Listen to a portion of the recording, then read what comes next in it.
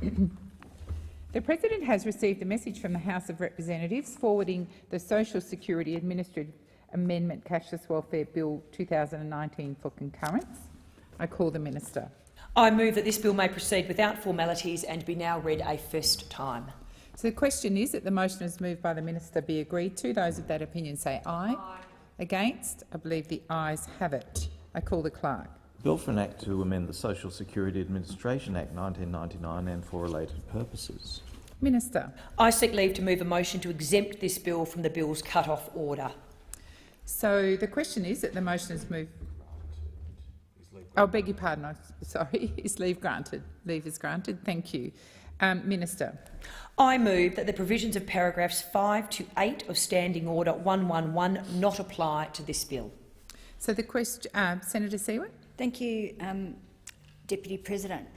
Could I just note here that normally the Greens like to see the process of not or don't support exempting most bills from the cut-off order for reasons that I've articulated in this place before, that is to enable enough time to look at bills. Given the circumstances of this bill, which I will go into more detail in my second reading speech, the Greens won't be objecting to exemption from the cut-off order, but I don't want that to be taken as a precedence for us changing our view on the rules around bills being exempted from the cut-off order. Thank you, Senator Seward. So the question is that the motion is moved by the Minister be agreed to. Those of that opinion say aye. Aye. Against? I believe the ayes have it. Minister. I table a statement of reasons justifying the need for this bill to be considered during these sittings and seek leave to have the statement incorporated into Hansard. Is leave granted? There being no objection, leave is granted. Minister. I move that this bill be now read a second time and I seek leave to have the second reading speech incorporated into Hansard. Is leave granted? There being no objection, leave is granted. Senator Brown. Thank you, Madam Deputy President. I rise to speak on the Social Security Legislation Amendment Cashless Welfare Bill 2019. Labor has serious concerns about the cashless welfare card and we have always opposed its rollout nationally. Labor supported the initial trial of the cashless debit card in Ceduna and East Kimberley because the community leaders indicated their support at the time. Of course, the initial support offered by communities came against a backdrop of inadequate local services and inadequate local job creation and economic development programs. The investments that government should have been making in local, social and economic well-being. Labor did not support the further expansion of the trial to Bundaberg, Hervey Bay or the Goldfields because of the lack of evidence and a lack of any clear community support.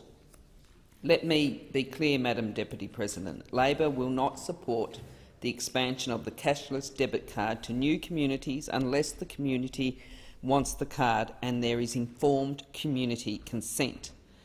At the election, the rollout of the cashless debit card in Bundaberg, Hervey Bay was only partially complete. Labor committed to stopping the rollout of the cashless debit card in Bundaberg, Hervey Bay and to taking a case management approach to putting in place alternative support for people already on the card, as well as investing in support services and programs that work. Labor has not been able to satisfy ourselves through our own consultations that there was the same community desire present as in the other trial sites, the Goldfields and Bundaberg, Hervey Bay. Labor successfully amended a bill in the Senate in April this year to allow people participating in the cashless debit card trial sites to get off the cashless debit card if they are effectively managing their affairs. Labor's amendment required community panels, which are established in some cashless debit card trial sites, to be the decision-maker.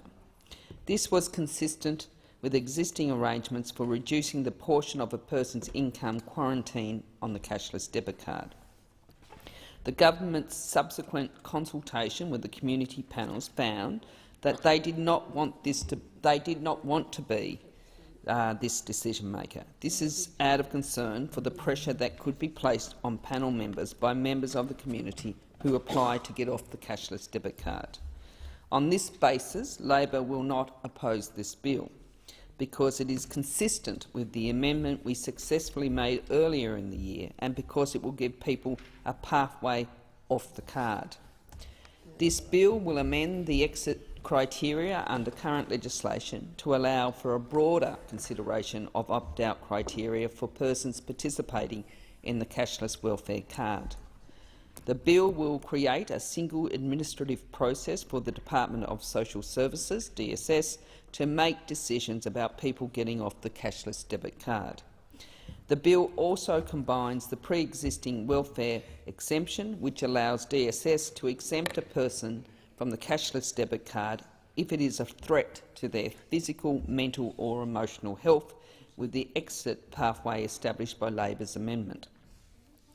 Further, the bill clarifies that exit applications need to be made in a form that is approved by the Secretary of DSS and expands the wellbeing exemption provisions so they apply more broadly across all regions. This bill will ultimately assist participants who are managing their affairs well and who want to get off the card. And we understand hundreds of people are seeking an exemption from the trial, and have already approached DSS about the opt-out process. This shows there is strong community support for people being able to get off the cashless debit card. Labor has some concerns about the operation of certain provisions in this bill, and we will move amendments to address some of these. The cashless debit card has been running too long. It is no longer a trial, and it is time the government produced some real evidence about the effectiveness of the card, as well as reassess community support in each trial area. That is why Labor moved a second reading amendment in the House calling on the government to, firstly, table a report in Parliament by the end of the year, making clear whether or not there is continuing community support in any of the trial sites for the cashless debit card.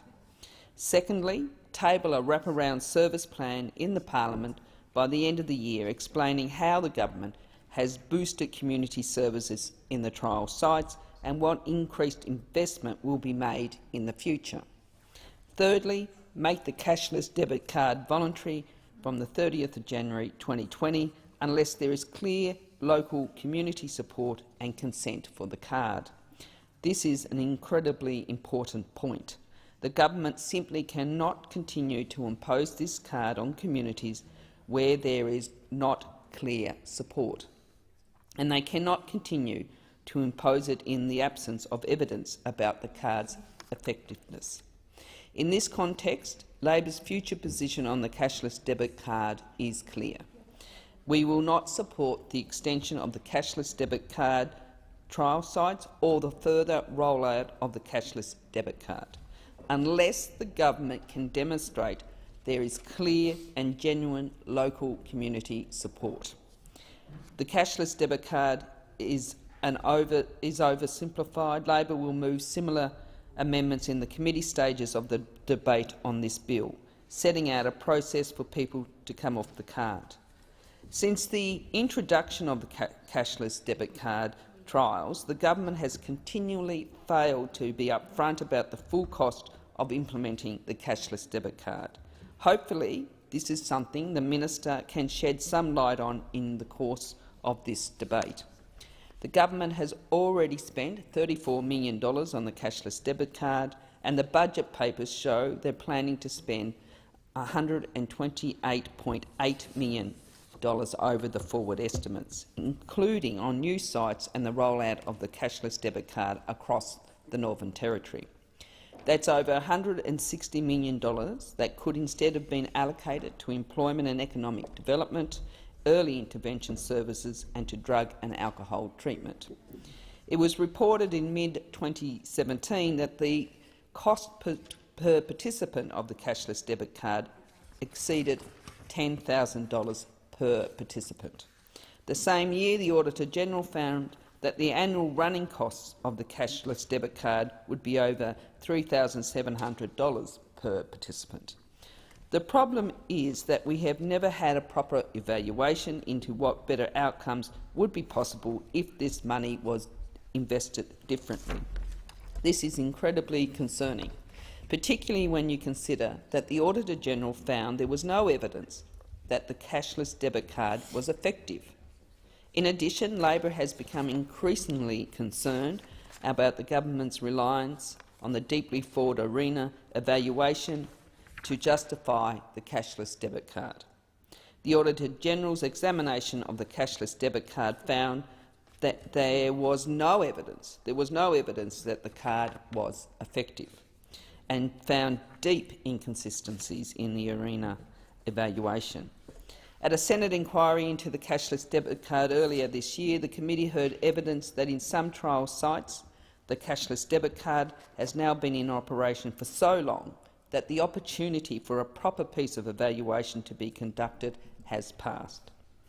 There is a clear evidence that the card is not maintaining community support, even in areas where some people might have initially been in favour of the card.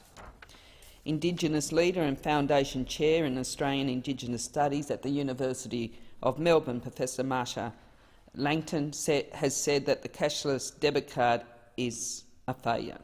Professor Langton said, and I quote, "Because the local community is not involved in implementing the policy failed." End quote.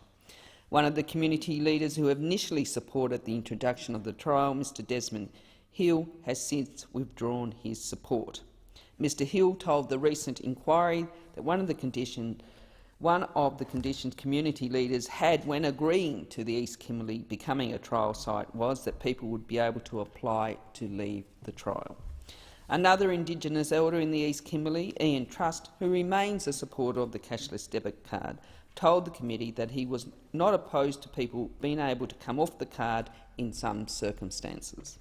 That is why it is important people can get off the cashless debit card, even in areas where the trial might be supported by the community. This bill will allow people to come off the cashless debit card, and the fact is many of those people should not have been on the card in the first place. Madam Acting Deputy President, in conclusion, why Labor will not oppose this bill, because it implements an amendment we made some months ago and provides a pathway off the card. We will not support the extension of the cashless debit card trial sites or the further rollout of the cashless debit card unless the government can demonstrate there is clear and genuine local community support. Labor will take an evidence-based approach to this policy and to income management. We will not go down the US path of supporting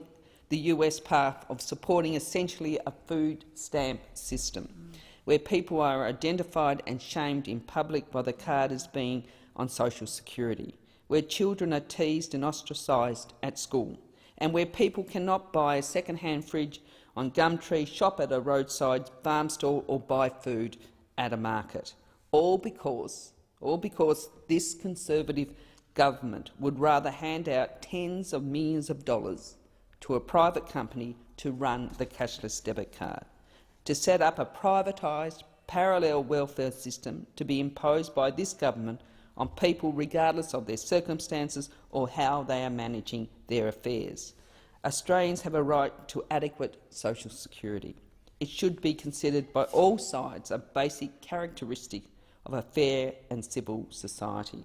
We will not demonise social security recipients like this government. Thank you, Senator Brown. Senator Seward. Thank you, Acting Deputy President. I rise to speak on the Social Security Administration Amendment Cashless Welfare Bill of 2019. This bill makes changes to the exit and wellbeing exemption arrangements for people to exit the cashless debit card trials. These are necessary because the current processes aren't workable. These changes relate to the so-called exit or opt-out provisions which were rushed through the Senate by the government and the ALP together in return for the ALP supporting the government's extension of the cashless debit card trial sites. That happened in April. There was no time to debate the bill itself or the amendments. It was obvious from the start, by reading the amendments that were rushed through, that the exit provisions wouldn't work, but that really didn't matter to the government or the opposition because they just wanted to see the extension of the cashless debit card rushed through without adequate scrutiny so that they could extend the trials for another 12 months. That was rushed through before the election. Unfortunately, there was no way to debate those changes, as I said, because they were, as a gag, applied to a number of bills that were rushed through in April before the election. The Senate did not have time to adequately scrutinise the amendments, and I would hope that if we had been given time, the fact that they weren't workable would have been realised. What's happened now is we have a whole lot of people that are in limbo, and I'll come back to that in a minute. We have here a bill that makes a number of changes, including removing the role of the unelected hand-picked community bodies in assessing a person's exit applications, and makes the Secretary of the Department of Social Services the decision-maker for the exit applications. It also amends some of the exit criteria and clarifies the exit applications that are to be made through a form approved by the Secretary of the Department. I'll come to the discussion of those amendments shortly, but let me first be very clear. The Greens continue their opposition to income management and to the cashless debit card trials and the cashless debit card. This is a punitive approach that unfairly discriminates particularly First Nations communities and does not work despite the government's rhetoric. Last night in adjournment I articulated and spoke about a number of accounts from people that are subject to the cashless debit card and how it's making their lives worse, not better. The cashless debit card is something that is not supported by many people, lots of people in the broader community and people in the trial sites. I will be moving I do move a second reading amendment to the legislation that reads, but the Senate calls on the government to abandon compulsory income management and the cashless debit card. People on the card have articulated how they feel demonised, stigmatised. People have been spat on, called druggies, and their children bullied at school because the parents are on the card. The card restricts human rights and unfairly targets people on income support. We do not support the cashless debit card. We don't support income management. The government falsely claims success of the card and of income management, which their own evaluations, if read clearly and properly, don't support, even if you ignore the fact that the methodology is flawed, and I have on many times in this place gone through the flaws in the evaluation process and the way the government falsely claims that those evaluations show success of income management. They ignore the voices of the community, such as those that I quoted last night in the adjournment speech. Those people, as I said, talk about being shamed, feeling shamed, being demonised, the fact that they have a lot of problems with the card. The Northern Territory intervention has had, or Northern Territory through the Northern Territory intervention, has had income management for 12 long years. Does anybody seriously claim that the situation in the Northern Territory has been stabilised, that it's improved, when we see an escalating number of children going into out-of-home care still, and we still have an outrageous youth interaction problems and problems with the youth justice system? No, of course they haven't. Because the claims that in 2007 the then Howard government made about the situation in the Northern Territory, using those that turned out to be false claims to justify the dog whistling of the Northern Territory intervention, have not been proved to correct. Those claims have not been proved to correct, and none of the things that they claimed would happen through the intervention and income management have in fact proved to be the case, which the evaluation of the Northern intervention clearly showed, and at the hearing into the cashless, the rollout of the cashless debit card into Hinkler clearly showed that as well, and the authors of that report also highlighted the findings from the Northern Territory intervention evaluation, which does not support the government's claims of success. The Greens remain strongly opposed to the cashless debit card and income management. However, there are now hundreds of people in limbo because the application process that was rushed through this place doesn't work, and there's actually no process in place to assess their application. In addition to the wellbeing exemption process being in a mess, my office has tried to, because of it being in the mess, my office has tried to help many people who have applied for the wellbeing exemption and have been extremely frustrated by the process. So we've actually got the wellbeing exemption process that is in place. It's been in place since the trial process for a long time. And then you've got the opt-out or the exit exemption process, neither of which have processes in place. But for the wellbeing exemption process, I've had a number of people that we've actually helped through the process, and one person being told, oh, well, you need to be on the trial first, you need to be on the card first, so then you can prove that it's adversely impacted your mental health. So in other words, what the department at the time was saying is, you need to be sicker before we can take you off. It's ridiculous. So we are supporting this legislation, although I have some strong concerns about it, which I will articulate. We will be supporting this process. Around the exemption, I'm being really clear, we do not support the cashless debit card, but around improving this exemption process, because we want to help. What we've been told through our community contacts that they understand there's about 400 people that have applied for the opt-out process and they're in limbo, so we want to make sure there is a process in place. So we are supporting this particular bit of the legislation.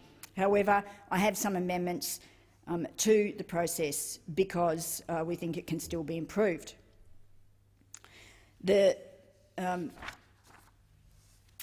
I would like to say here that I would like to thank the Minister for the way that she has undertaken a consultation to get this process fixed. I think that she's been very open to what we had to say. She didn't take everything on board, I must say, but it is, I must say, a welcome. It was a welcome process because it enabled us to look at the legislation and point out some of the issues that we had. We have now gone out to, once the legislation was released, we have listened very quickly to, very strongly to stakeholders who have had things to say, even in the short time since this legislation was tabled last Thursday. There's a lot of people that are keenly interested in the cashless debit card trials and income management, and they have responded very quickly to our reaching out for their comments. So, unsurprisingly, there have been a number of issues that have been raised with the criteria, and I'll go through some of those issues that we have now with the process. Having said that, I will reiterate that I was pleased that we could talk to the government about some of these issues. I just wish they'd gone a lot further. I will articulate. I will say now too that I have a series of questions, because although these changes are in place to help the process roll more smoothly, I think there's a lot of questions about how the process will work, so I would like to get the answers on record about how this process will work in order for people to understand how the process will work when they apply for and use this legislation to apply for opt-out and also for the wellbeing exemptions. So some of the issues that I still think are problematic are under section 124 PHB3, a person wishing to exit the trial will be assessed according to the following. The person can demonstrate reasonable and responsible management of the person's affairs, in brackets, including financial affairs, taking into account all of the following: the interest of any children for whom the person is responsible, whether the person has a conviction of an offence against a law of the Commonwealth, a state or the territory, or was serving a sentence of imprisonment for such an offence at any time in the last 12 months. Now, I acknowledge this is a change from what was originally went through this place, which was whether the person has a likelihood of engaging in any unlawful activity, which, you know, that was totally subjective. It wasn't measurable. It was dependent on whether somebody in the community, because at this stage it was about the community panels and the community bodies, whether the subjective assessment of whether they thought someone was going to carry out any unlawful activity. So I do acknowledge that's an improvement on what was there. We do, however, have concerns that it's convicted of an offence rather than a serious offence. So I do have an amendment to make emphasise that it's about serious offence. It goes, the criteria include risk of homelessness, the health and safety of the person in the community, the responsibilities and circumstances of the person and the person's engagement in the community, including the person's employment or efforts to obtain work. Now, anybody reading those will see that a lot of those are also very subjective, and so that's why I wish to clarify these issues during the debate of the whole, so people are clear about how these criteria will be assessed. We actually want to take out these whole lot of criteria and just leave the financial affairs, managing financial affairs there. That's another amendment that I'll be putting in the process during Committee of the Whole. Now, let's look at these criteria. For a start, some of these criteria could well contradict the wellbeing exemption. If having poor mental health, for example, qualifies you for a wellbeing exemption, will it then qualify you for a wellbeing exemption? Or does it mean that you are caught up under the criteria that talks about the health and safety of the person in the community? So the problem here is we are at risk of the criteria for the opt-out exemption contradicting the process through the wellbeing exemption. So we need to make sure that is clarified. Many people responded over the weekend to the criteria, telling us they thought these were incredibly patronising and onerous for these the exit criteria are, and believe they're based on ideological grounds rather than on being workable. These exit provisions require trial participants to provide evidence that goes above and beyond the objectives of the trial. It is unfair that trial participants are being forced to jump through these hoops that no other income support recipients are subject to, all because they are unlucky enough to live in the so-called cashless debit card trial sites. First, let me say that people who are living on incredibly low payments, such as $277.86 per week on Newstart, are some of the best money managers around. It is objectionable that the government thinks that just because you're on income support you can't manage your finances. Many people on income support payments, especially on low payments, find it difficult to provide evidence that satisfies this criteria. Let's take these criteria and that criteria. Let's take the criteria for risks of homelessness. The chronic lack of housing, especially in remote communities, means that First Nations families are often experience housing overcrowding. This will work against First Nations peoples wanting to exit the card. A person's risk of homelessness could also be exacerbated by being in the cashless debit card. I've heard repeated accounts of people's rent payments bouncing back into their accounts because of the indue card and not being paid on time. How is it fair to assess a person on their risk of homelessness when the card itself makes it difficult to maintain a good rental history?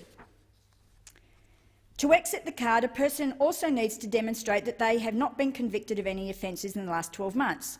This could see someone charged with minor offences like jaywalking, petty theft or graffiti excluded from exiting the card. First Nations peoples will again be disadvantaged because of the institutionalised and systemic racism they experience through our justice system and virtually every day of their lives. We know that First Nation peoples are 13 times more likely to be in prison than non-Indigenous people.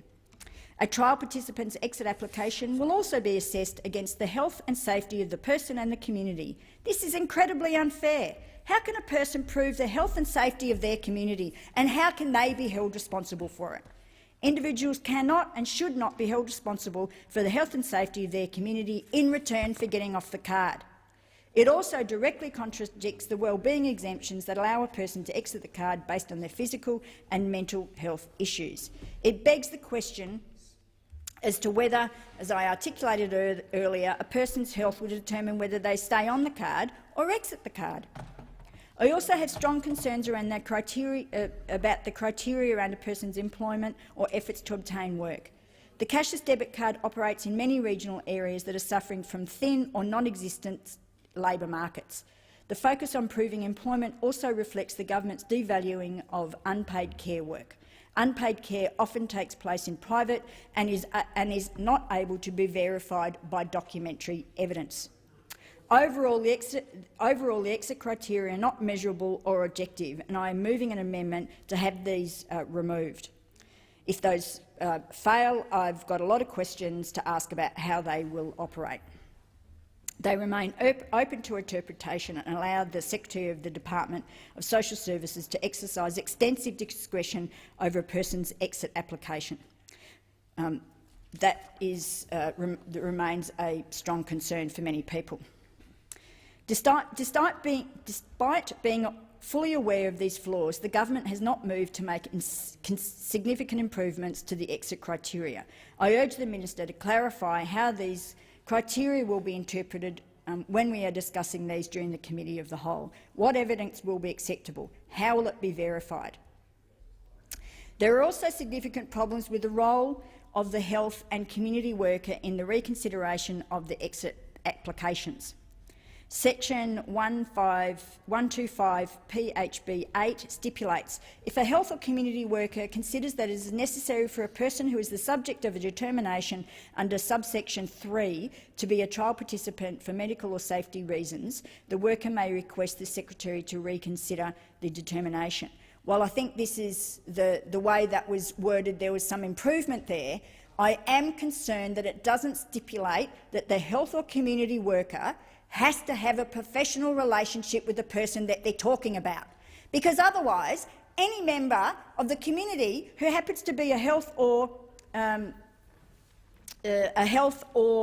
a community worker may then register an issue with the department to say, well, we want that person reconsidered, having no justification for that at all other than it may be their opinion. I'm deeply concerned about the way this could be interpreted and seek clarification from the government that the person will be expected to have a professional connection, the worker will be expected to have a professional connection with the person in which they're working. Unlike some people, we are in fact pleased that the community bodies have been taken out of this process. Community bodies are unelected. The government's chosen the people there. Nobody knows who they are. I've said repeatedly in this place and called for those names to be released so people in the community can know who's judging them. It is totally unfair that either the community panel or the community reference group where they exist in both Hinkler and Kalgoorlie, that the participants of this trial do not know who the people are that are making the decisions. We don't know if there's participants, for example, on the reference groups. We understand there's businesses, so businesses get a say over the control of people's lives. This is outrageous. The government quotes this continued, and people in the government will get up and say how fantastic the card is. They obviously haven't spoken to people that are suffering under this card, who are being demonised, stigmatised, spat on, called druggies, can't manage their financial affairs when they have proved that they can manage their financial affairs. Income management stigmatises people. It's discriminatory. It should be abandoned. Now, we will not support any continuation of the CDC. Thank you, Senator Siewert. Senator Brockman. Thank you, Madam Acting Deputy Chair. I rise to make a contribution on the Social Security Administration Amendment Cashless Welfare Bill 2019. And I note with some trepidation that my new colleague from Western Australia, Matt O'Sullivan, who gave an absolutely wonderful first speech last night and who is full bottle on this topic, is speaking after me. So hopefully I don't mess up too badly, Senator O'Sullivan. But this is something I have taken an interest in as a senator from Western Australia since my time began in this place. And I was fortunate enough as an incoming senator to be on the Community Affairs Committee, and one of my first committee responsibilities was to travel to Kalgoorlie with the Community Affairs Committee and talk to the local community about this very issue. And one of the things that was very clear from that time in Kalgoorlie was the sheer desperation that parts of our rural and regional, particularly rural and regional areas, face in relation to issues of drug abuse, alcohol abuse, other addiction problems, and social dysfunction in general. And that desperation was voiced by so many people, people from non-Indigenous backgrounds, people from Indigenous backgrounds, literally the taxi driver who took me from the airport in Kalgoorlie to the hearing. The desperation, the desire to give people some hope was palpable.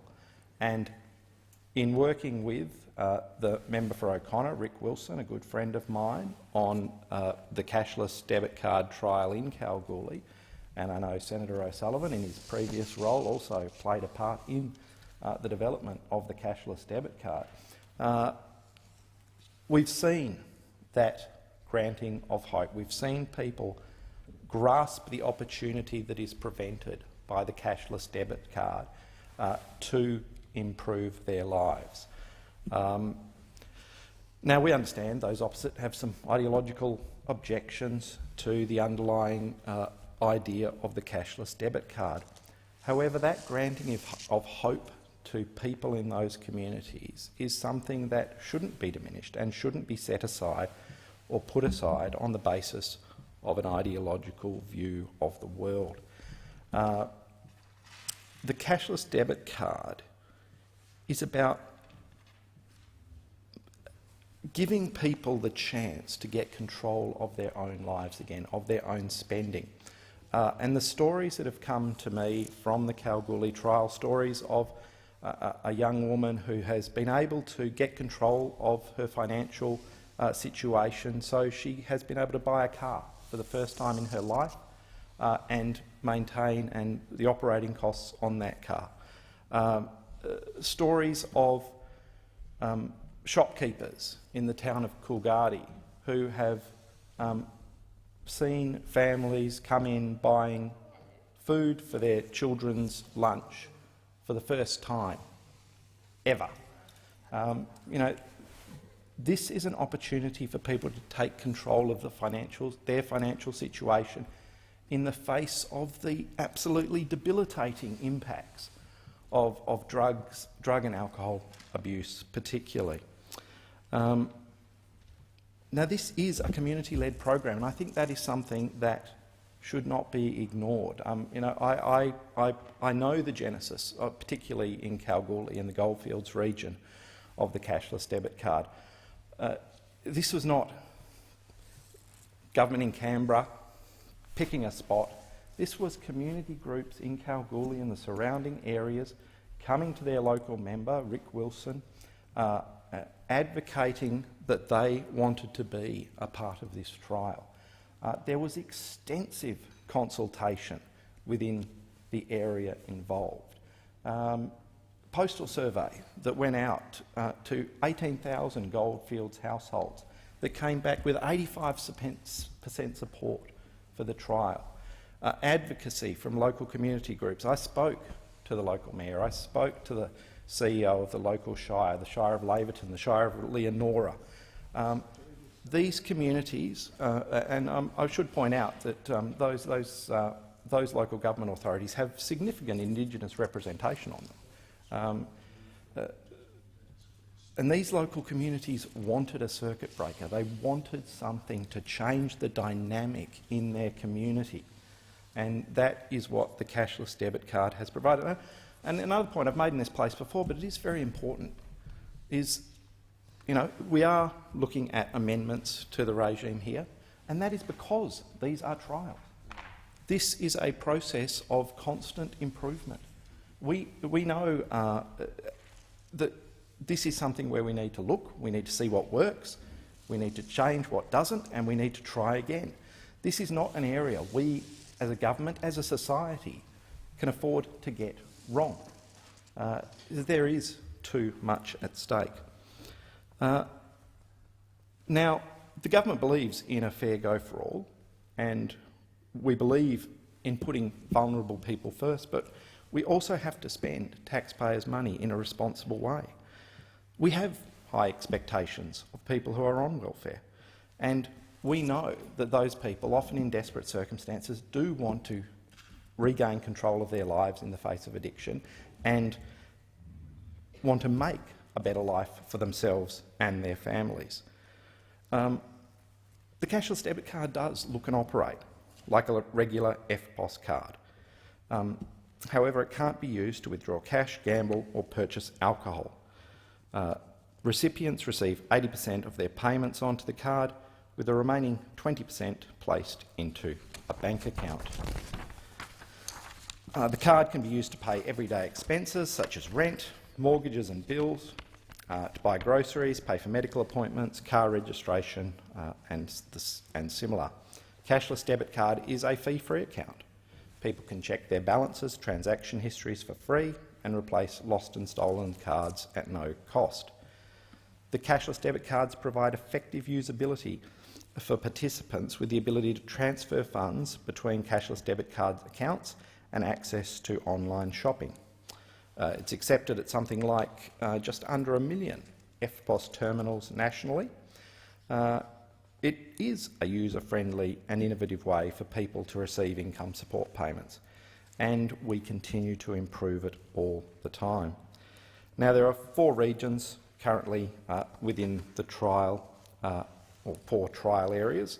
The Ceduna region in South Australia, the East Kimberley region of Western Australia, the Goldfield region, which I've spoken a little about, and most recently the Bundaberg and Hervey Bay area in Queensland. All of these areas face very different challenges, which is why the government, again driven by community, the government has chosen them. The Goldfields region is often thought of as directly impacting on the Indigenous community there. However, it is always important to note that it is actually 50% non-Indigenous in terms of the welfare recipients who are on the cashless debit card program. So we have a situation where Kalgoorlie is different to the East Kimberley in terms of its demographic profiles, and Bundaberg-Hervey Bay is different again. It's a much younger demographic and targeted as such.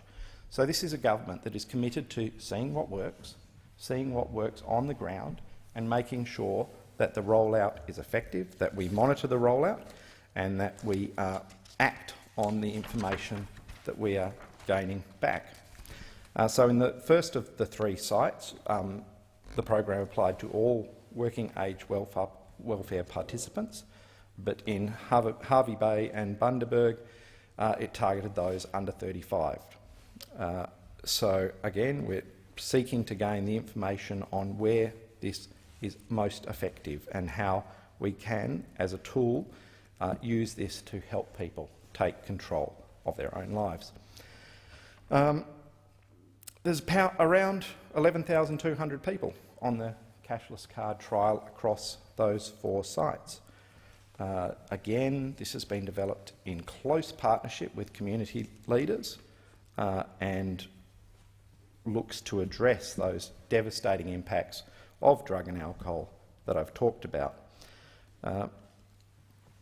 Now, there is the government has talked about and committed to expanding the cashless debit card to the Northern Territory and Cape York regions of Queensland in 2020. Again, that will offer another snapshot into another set of issues at the local level. Why do we need this bill? So this bill allows the Secretary of the Department of Social Services to be the decision maker for all cashless debit card exit applications, and broadens the criteria for the exit provisions to allow the Secretary to take into account a person's ability to manage their affairs generally, including their financial affairs.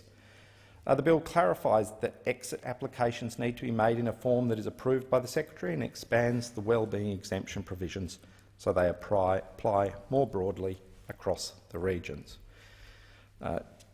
Changes are needed to fix the exit process that was introduced by the opposition earlier this year as an amendment to legislation that extended the cashless debit card program beyond 30 June 2019. Following passage of these amendments, feedback from community representatives indicated a lack of support for the new exit process, and particularly the role of community bodies as decision makers. Community stakeholders also indicated that any process to exit the program should be based on a participant meeting social norms, as well as the current criteria relating to financial management. Without the critical support of the community bodies and agreement to make decisions on these applications, it is not possible to implement the exit process as provided for under the current provisions. The exit application process is accessible to all participants. The criteria to be considered by the decision maker is outlined in the legislation.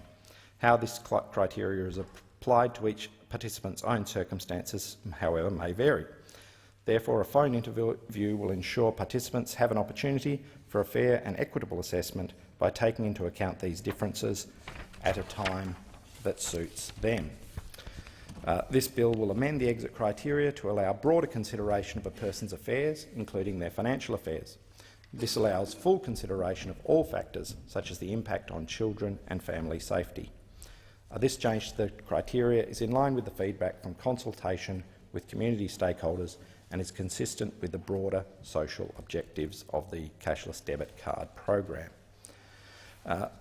This bill will amend the exit process to reflect the feedback from consultation and to require applications to be made in a form approved by the Secretary. The amendments also enable the Secretary to make a determination in relation to applications, which will be a reviewable decision. These amendments will also move the exit and wellbeing exemption arrangements under one subdivision of the Social Security Administration Act. This removes differences in decision-making processes, increasing consistency and fairness for participants across trial areas, regardless of whether a person is a participant in a trial area where there is a community body in place.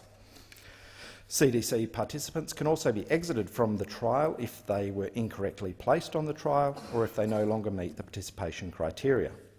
This is different to the wellbeing exemption process, where a CDC participant could be exempted from the trial if being on the trial could pose a serious risk to their mental, physical or emotional well-being. Now, just briefly in winding up, I think it is important to note that the government did commit, as part of this process, to ongoing review of the cashless debit card in place. The first one of those from the Adelaide University has been published in February of this year. It was published, and looking in particular at the Goldfields region. And it has a section which I do just want to go through briefly as to the early impacts of the cashless debit card. And it says, I'll just read out some of the observations. A majority of respondents were of the opinion that the early impacts were starting to be observed. These impacts primarily centred on alcohol and drug use and misuse, child welfare and well-being, spending and financial management, financial abuse, crime and domestic violence, and support services. Levels of substance misuse, and especially alcohol misuse, were reported by many respondents to have reduced in the Goldfields since the introduction of the cashless debit card. Likewise, alcohol-related antisocial behaviour and crime had also decreased.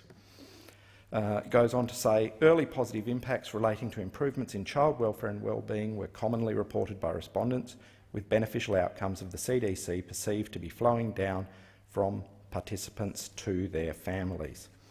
And I'll contrast that again, those positives that are coming out of the analysis of the cashless debit card trials with some of the comments I got on that first trip to Kalgoorlie. From the Mayor of Kalgoorlie, John Bowler. Locals who live here complain to me about what's happening. They want a solution. I'm almost pulling my hair out, a little bit of hair I've got, asking what's the solution. He went on to talk about how the community has been contacting him about the problems they have.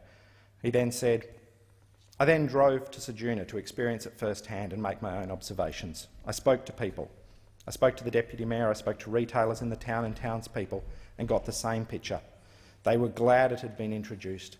They said there were some complaints, but even some who initially opposed the card had really come around to say that life generally was better, particularly for those living in the streets. Patrick Hill, President of the Shire of Laverton, and I quote, "Everyone in town, the police, the hospital, the school, the Laverton Crisis Centre, the ambulance, the fire brigade, the residents group, the Shire, has done everything possible to try and stem this abuse and the effects of alcohol, drugs and gambling have on our town and the availability of cash.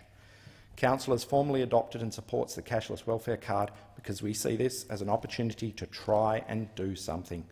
We've had up to 50 agencies come into Laverton and try and address these social issues, and we do have our Laverton interagency group meetings to try and come up with solutions to try and stem the violence."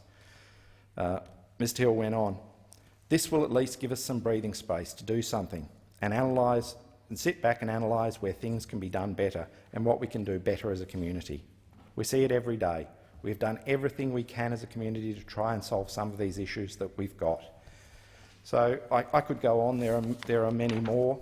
We heard from Mr Jim Eppes, Chief Executive of the Shire of Leonora. We heard from business owners in Kalgoorlie. We heard from community groups in the Goldfields region. People wanted the chance to try and change the social dynamic, the dysfunction that was occurring in their community. It is a desperately sad situation. And I've heard repeated ministers on this side say that the cashless debit card is not a silver bullet, and we on this side all understand that. It is not of itself the solution. However, it can be a part of a broader solution. It can be the circuit breaker that helps people take back control of their lives, and I support the bill. Senator O'Sullivan. Thank you very much, Acting Deputy President. I rise in support of the Social Security Administration Amendment Cashless Welfare Bill 2019. Last night was my great privilege to be able to speak for the first time here in the Senate, and in that speech I spoke about my involvement with the cashless debit card in its early formations, and I thought I'd take this time now just to talk a little bit about the journey and the genesis of how the whole idea of the cashless debit card actually came about, because I was part of those very early discussions with some of the communities where it's now been trialled. Senator Brockman said that I'm a full bottle on this. Well, I think that's very kind and generous. I don't know if I think it's a little overstated. The reality is the full bottles on this are the communities themselves. They are the ones that understand the depth and breadth of the importance of this card and the support that's provided with it, the extra supports of services that come with the card. The government's not just delivering just that form of administering the welfare payments, social services payments that people receive. There's also other supports that are there. But the cashless debit card came about after a review that Mr Andrew Forrest from Fortescue Metals Group and the Minderoo Foundation, where I was working at the time, was asked by Prime Minister Tony Abbott to undertake a review of the Indigenous jobs and training system. And in doing the review, having gone around the country speaking with many people, we had town hall meetings, there were lots of consultations around the country, and there were about 400 different submissions that came in as well. What became very apparent was that the focus on training and employment was important, and we needed to bring some reforms into that space, and I spoke about that last night in my speech. But what became really apparent was that if people are subject to 6 nights out of 7 nights of being drunk and affected by drugs, then there's actually no chance of training those people for jobs, and even jobs that are there and where there's a demand for jobs. And so there was a real cry from communities to try something that was different, try something that could actually help people get that circuit breaker. Senator Brockman said that no one in this place, in the government, anywhere, even in the communities themselves, are saying that the cashless debit card would be a silver bullet. But it is a circuit breaker and it does provide an opportunity. So we had a look at what was available, what sort of technology. Is there a technology solution that could actually help? Years ago you wouldn't have been able to do this, but technology has advanced. And we saw that the Basics card was in operation in the Northern Territory. It's a similar model. It works similarly, but there's a few important differences between the Basics card and the cashless debit card.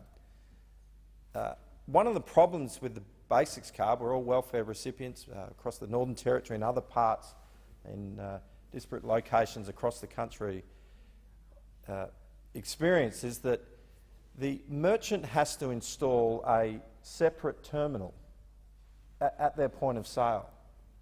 So what you'd end up having in the Northern Territory in particular, you go into the grocery store, into the supermarket, and there would only be one line that had the Basics card terminal installed.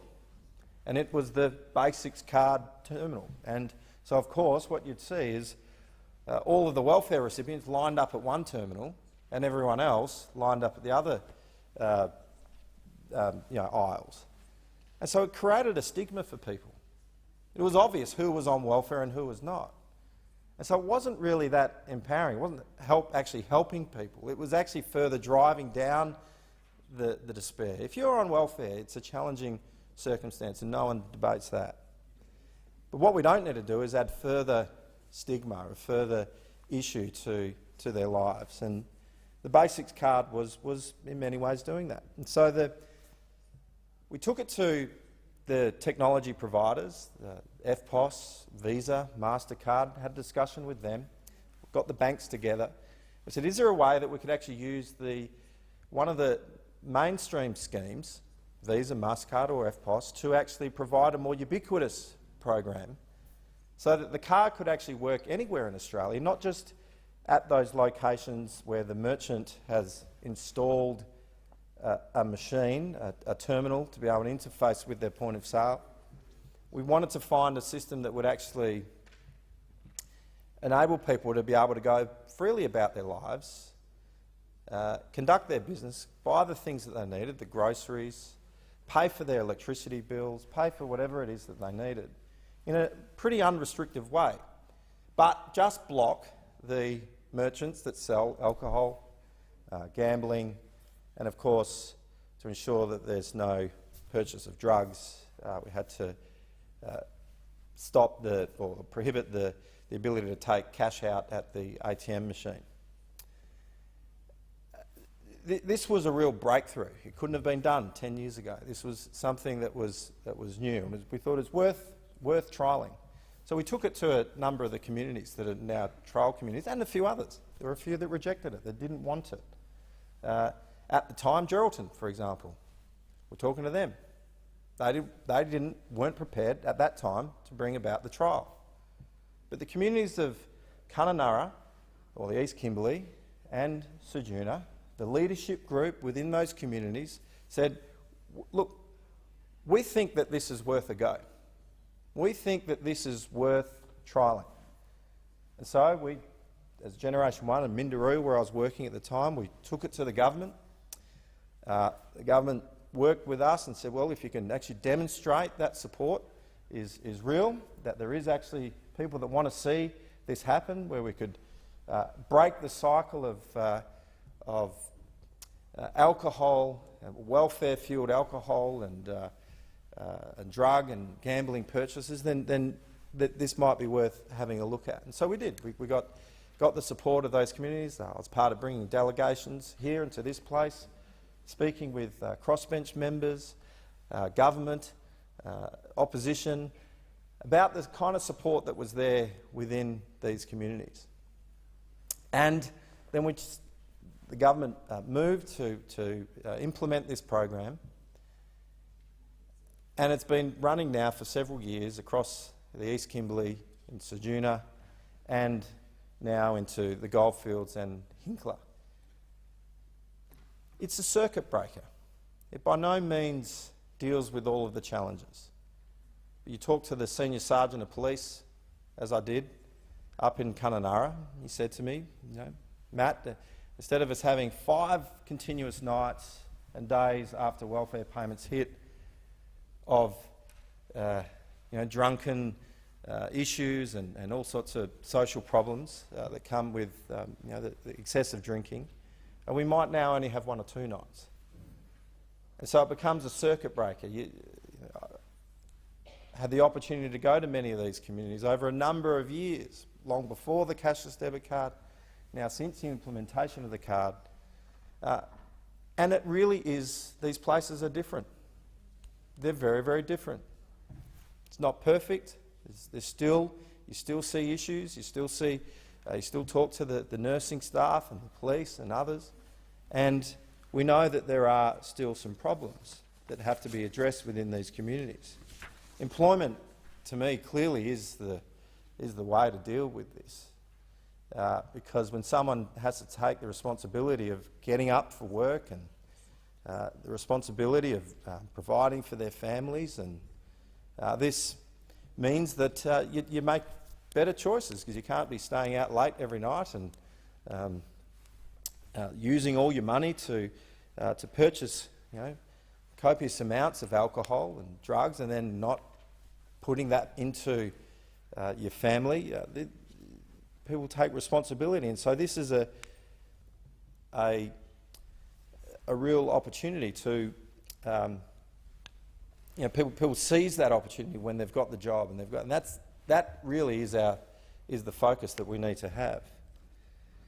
So this legislation and the amendment here deals with an important thing that the community is looking for. Like Senator Brockman said, this is a trial. This is about moving and adapting to the program and how it's working and how it can be improved. And here we have a situation where community members are saying, well, we think that there are circumstances where people can demonstrate that they don't need to be on the cashless debit card, and they can transition off that. And the government's listened to what the community is saying. We established, there was a part of the legislation that established a reference group that people would have to go to and make their case, and then they would be able to take them off the cashless debit card. But the community responded saying, well, actually, no, we don't want to be set up in amnesty against our communities. We don't want to have that sort of involvement. We just want to be participants within our community and not have that sort of role. And so I think this amendment is a very important amendment, because it takes away that pressure from community members within the group. So this is an important change that we would make here today. In order to make the card even better, it's never going to be perfect, but even make it better, we can invest into the technology that the card operates on. At the moment, it works by blocking an entire merchant. If you use that card at a grocery store, supermarket, it will work. If you use it at a petrol station, it will work. If you use it to put new tyres on your car, it will work.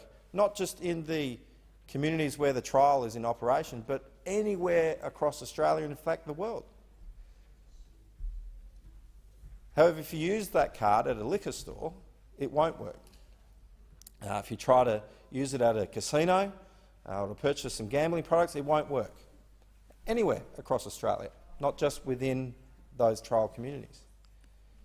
Now, the problem is, if you wanted to see it go into other regions where you don't have these discrete communities, is that there are mixed merchants that sell both alcohol and groceries through the same point of sale system. And so what we really need to enable it to expand and go further, and to also take away any of that stigma that is attached to it, is to enable, Mr. Acting Deputy President, the ability to be able to limit the sale of particular items. So we need to ratchet up the scale of the technology to limit items rather than an entire merchant. Because one of the problems is you could go to a mixed merchant or even an existing merchant that's allowed, for example, at the service station where you can buy a gift card. And you could take that gift card that you've purchased in the service station or at the post office or wherever you can buy gift cards, and then you could go straight down to a liquor store to purchase a trolley full of booze. Now, it's defeating the purpose of the program. So I'll be working with the Minister and the Government to really look at ways that we can develop the technology to improve its efficiency, to improve how it works, so that we can actually restrict the sale of particular items rather than entire merchants, because it's not possible, and you certainly wouldn't want to restrict the ability to shop at a supermarket, of course. You know, these are basic provisions that people are going to need, and we can't stop people purchasing from a fuel from a service station just because they also sell gift cards. In the trial communities, they've got around it with manual overrides by limiting the sale of particular items through a manual sort of process.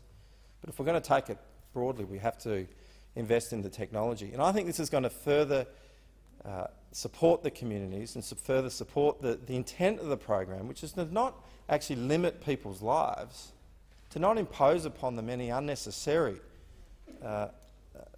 undue process, that they will be able to go about their lives freely without any encumbrance and provide for their families. We've seen some great results in the trial communities. The key findings from the initial evaluation said that 41% of those that reported drinking before the trial were now drinking less, while 37% reported binge drinking less frequently. It doesn't mean that they've stopped, it just means that it's been a reduction. Now, I spent many years as a youth worker, and I can tell you, look, I've never seen a program have such a dramatic social impact. There's no amount of counselling or support that you could actually provide. I've worked with many, many young people that have had issues with this. I've never seen such a dramatic change in a community brought about as we've seen in this community, to get that sort of result. Of participants who reported that they were gambling, 48% said that they were gambling less. Those that said that they were taking illegal drugs before the program commenced, 48% of them, 48% said that they reported using illegal drugs less often. The evaluation also found widespread spillover benefits from the card. 40% of participants surveyed that they were better able to look after their children. 45% of participants were better able to save money. There was a decrease in requests for emergency food relief and financial assistance in the Ceduna region, and merchants reported increased purchases of baby items, food, clothing, shoes, toys and other goods for children. In the Wyndham store that I went into, for some reason there's been a big run on fish fingers. There's just the copious amounts of fish fingers being sold. Now, it's often the food of choice for my children, I've got to say, on a Sunday night when you just try to put a quick meal together. But the point is, people are using more money for important support for their families. And of course, we're hearing from the teachers and the schools that there are now, they're having to provide less food at the breakfast programs in the Wyndham Primary School. So instead of kids coming and filling up because they hadn't had any food from home, there's less kids now coming to school needing that service and that assistance, that wonderful program that's run in that school. Look, in closing, this is an important small amendment to this program, but it is very important. This is something that is in response to what the community is asking for. None of us here in this place are necessarily experts on this. The people we need to listen to are those that are on the ground. And when the people in the community are saying that this is something that we need to further improve the program, to ensure that it has the best opportunity for success, then I think it's something that we should respond to, and I commend the bill. Thank you. Thank you. Senator Hanson. Thank you very much, Mr Acting Deputy President. I have supported the cashless debit card as an effective means of reducing the impact of alcohol and drug use since its inception because it works. I took part in the committee inquiry hearing in Kalgoorlie in 2017 and heard from people about the level of dysfunction which drug and alcohol abuse brings to a community, and I have spoken to community representatives since about the positive impact which the card has brought. I have heard about children being sent to school regularly. I've heard about families shopping together and filling their supermarket trolleys with food, a new experience as a result of the card. I've heard that the level of social disruption has fallen. Domestic violence has lessened. The evidence on the ground shows that the cashless debit card makes a difference, improving lives and improving communities. This is borne out by a number of research projects. The baseline report into the Goldfields trial supports these earlier findings. There continues to be decrease in drug and alcohol issues, decreases in violent crime and antisocial behaviour, improvements in child health and wellbeing, ongoing and even strengthening community support for the income management measures. The independent evaluation of the card trial in Ceduna and East Kimberley regions also showed the effectiveness of the trial to reduce alcohol abuse and gambling, which also eats up income into many welfare-dependent communities. The overall conclusion of the research was that the card has had a considerably positive impact, including 41% of those surveyed reported drinking less frequently, 48% used drugs less frequently, and 48% of gamblers gambled less often. Given the positive outcomes that the cashless debit card has shown to have, I cannot see how anyone would not support the continuation of the trials and a broader rollout in other areas where drug and alcohol abuse and social dysfunction is rife. There is a strong support for the introduction of the cashless debit card from community leaders, local government and key community-based organisations. For example, the Far West Community Leaders Group recently released this statement. We are now into the third year of the implementation of the cashless debit card rollout in the Far West region of South Australia, which covers Oak Valley, Yalata, Scottsdesco, Coonimba and Ceduna.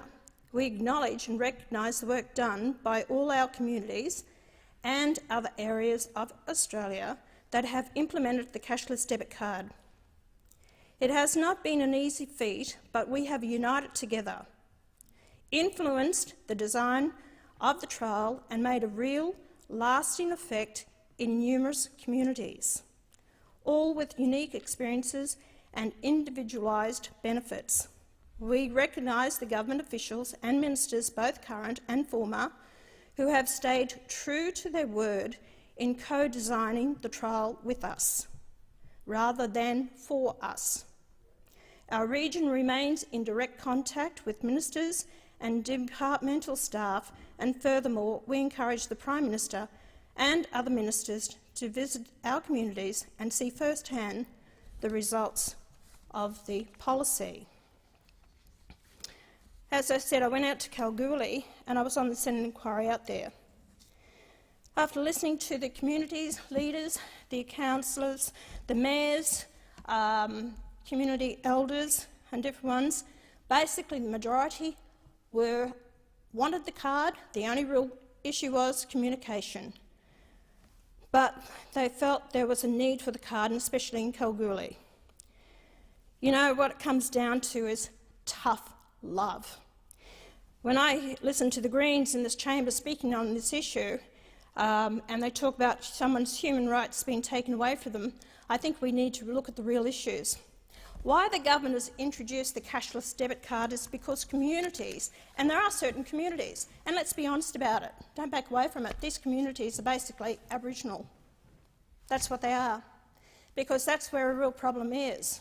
Everyone skirts around the whole issue, and the big issue with it is with their alcohol and the drugs. And when I was in 1998, when I had a community meeting with the Aboriginal women who brought their children, and they told me we are being faced with sexual abuse, our kids are glue sniffing, and there is no assistance. Basically everyone turns their back, doesn't want to really deal with the issue because you're called a racist. These are real problems and issues in these communities. Escalating crime. Oh, so the attitude is don't lock up Aboriginals because of the incarceration rate is getting too high. Why is it getting that high? The problem that I've been speaking to a lot of these Aboriginal communities is lack of work and employment. So then you look at the reason why that's happening. Is it because they are on alcohol and drugs? Because it makes them unemployable? That is another issue to look at. So then we have to deal with how are we really going to address the problem. Don't turn your back on it and think it's too hard. This is a start. The cashless debit card is a start, and it is working. So once it's been introduced, and I've spoken to the police, the reductionist crime has started. Families are buying decent food for the kids. That's another big problem. Health issues, diabetes, kidney dysfunction. This is all happening because of their diets. So isn't it best to actually, like I said, tough love? Means that you can't go out and use your money to buy drugs and buy alcohol and end up in a dysfunctional life and a dysfunctional family, because what happens is those kids coming through, they become used to that life because that's the parents. Break the cycle. Sexual abuse is another one. That kids as young as 2, what did we hear earlier this year? A 2-year-old being raped, and again, just recently, a 7-year-old boy. And no one wants to discuss this. Why is it happening? Again, because of dysfunctional communities. I'm not going to, I'm not having a go at the Aboriginal communities. I respect their culture. But it's not working. And we have to be honest with ourselves in this place to find the right answers. I don't think anyone here would have a go at any culture at all. But we have to be honest with ourselves and find the answers to try and prove it. Billions of dollars are thrown a year at it, but nothing seems to change. Families are asking for help. Let's look at the cashless debit card. The monies are put into an account. 80% has to be spent on the card, and it stipulates that you can't go and buy alcohol with it, you can't gamble with it. 20% is still cash. They can still spend that cash where they want to. And there's another thing with the Aboriginal communities, they understand the culture, is that if you have cash in your pocket and you've got a family member or a friend comes to you and asks you for money, they rarely will say no to it unless they're very strong. They hand over that money. So there is also could be intimidation that's happening in these communities. If you're going to allow these people to actually have cash in their pocket all the time, other family members are the ones who will take the money from them. But if they're restricted and they know they haven't got the cash, they can't hand it over, so they can provide for their own families what needs to be done. So when the Greens talk about, and their amendment today, I can't believe their amendment, it's everyone's rights. The Greens will complain and whinge and complain all the time about different things and people's rights, but I never hear the answers how they're going to deal with this. It's all right to sit back and whinge and complain about it, but unless you actually got the answers, how are you going to deal with this issue? Everyone wants their rights, but with rights comes responsibilities. And if you're actually going to pull back this card, where is the responsibilities of us as the managers of this country for the people on behalf of the people? Where is our duty of care to those young children coming through, to give them some opportunity because their parents aren't good parents and because of the drinking and the alcohol and the sexual abuse that's going on? We have a responsibility to ensure that the kids have at least half a chance to be looked after, educated and not sexually abused.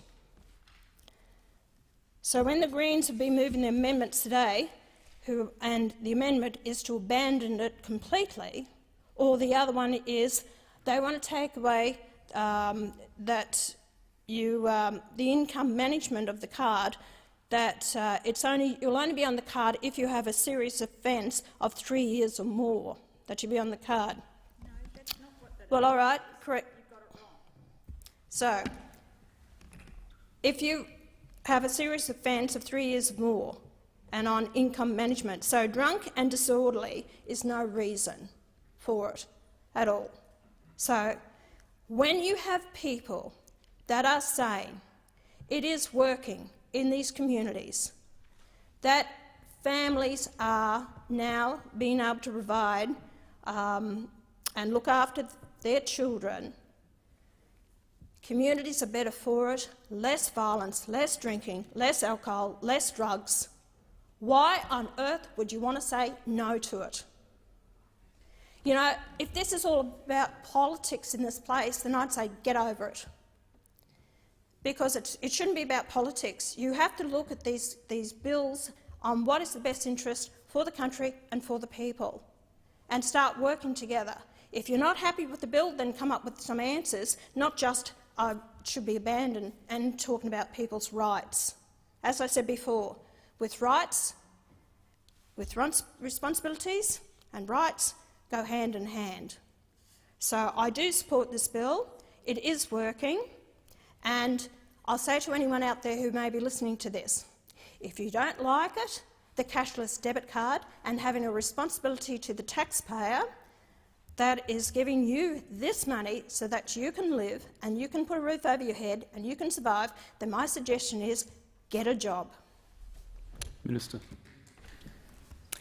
Thank you very much, Mr Acting Deputy President. Can I thank all senators for their contribution on this debate on the Social Security Administration Amendment Cashless Welfare Bill 2019. The cashless debit card is an important part of our plan to improve the lives of Australians by supporting people, their families and communities in places where high levels of welfare dependency coexist with high levels of social harm. By reducing the amount of cash available in a community, the cashless debit card is reducing the overall harm caused by welfare-fuelled alcohol, gambling and drug misuse, and it's working. The evidence on the ground shows that the cashless debit card is making a difference, a real difference, improving people's lives and improving communities. Over a dozen research projects attest to the trial's success. Most recently, the baseline report into the goldfields reaffirmed previous findings.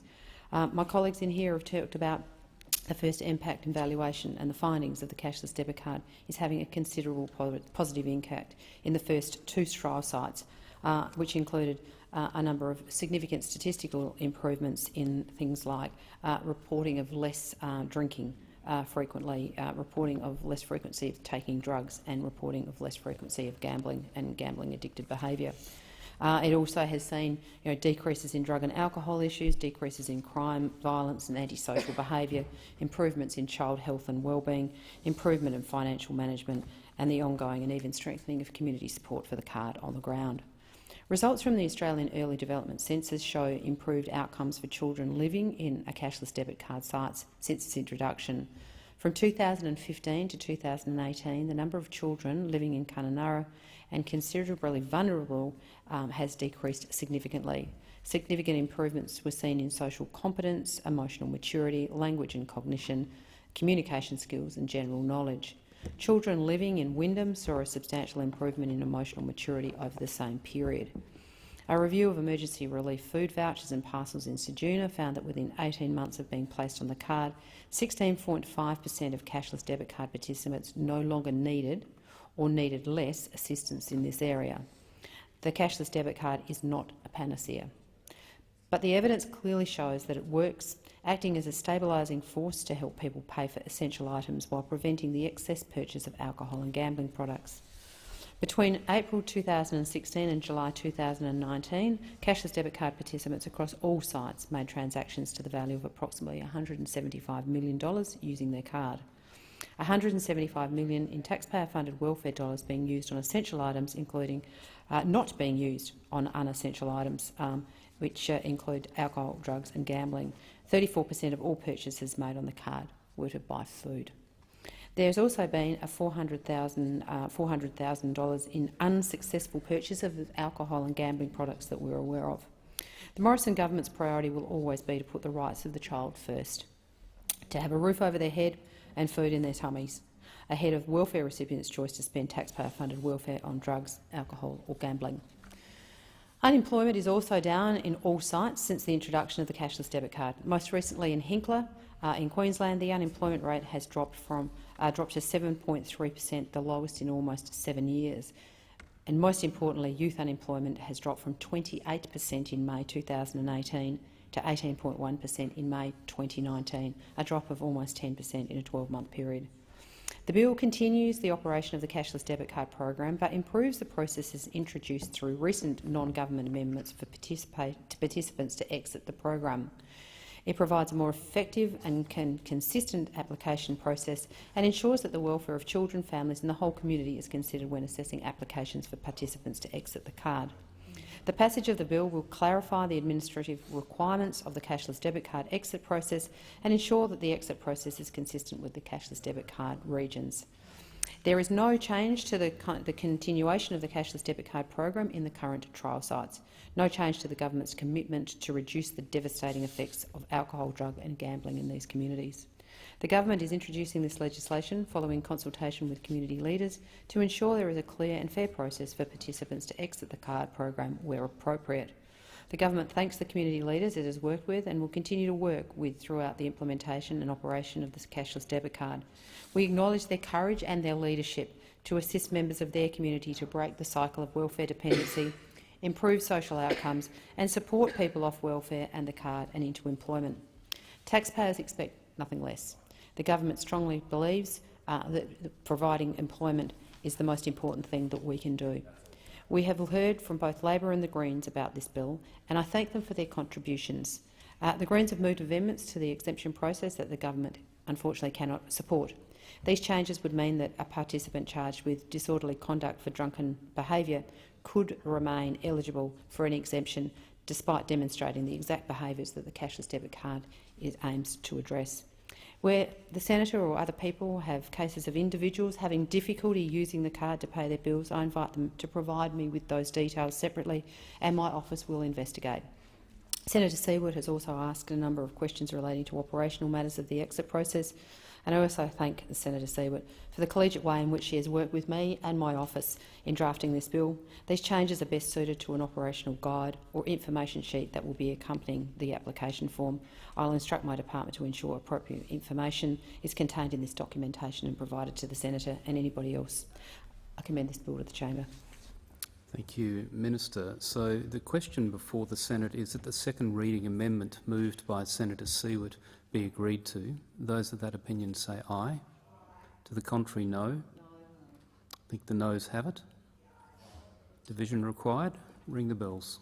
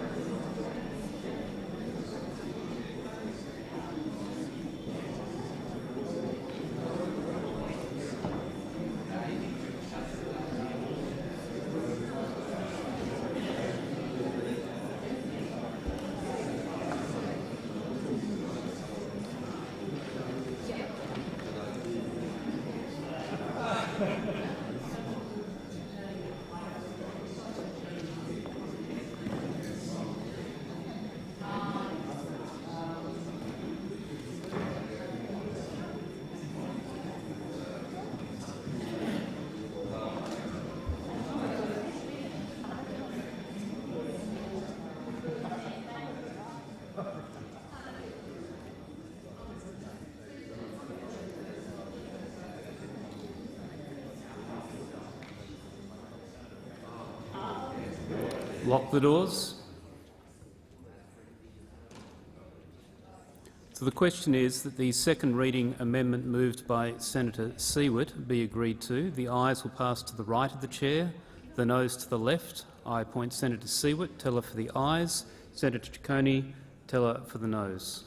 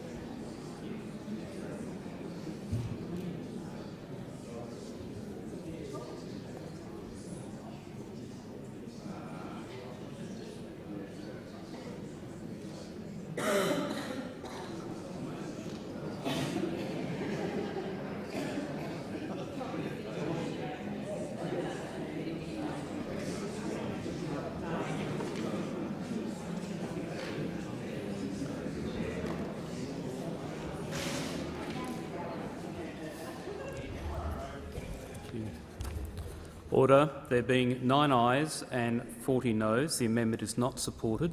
The question now is that the bill be read a second time. Those of that opinion say aye. To the contrary, no. I think the ayes have it. Clerk. A bill for an act to amend the Social Security Administration Act 1999 and for related purposes.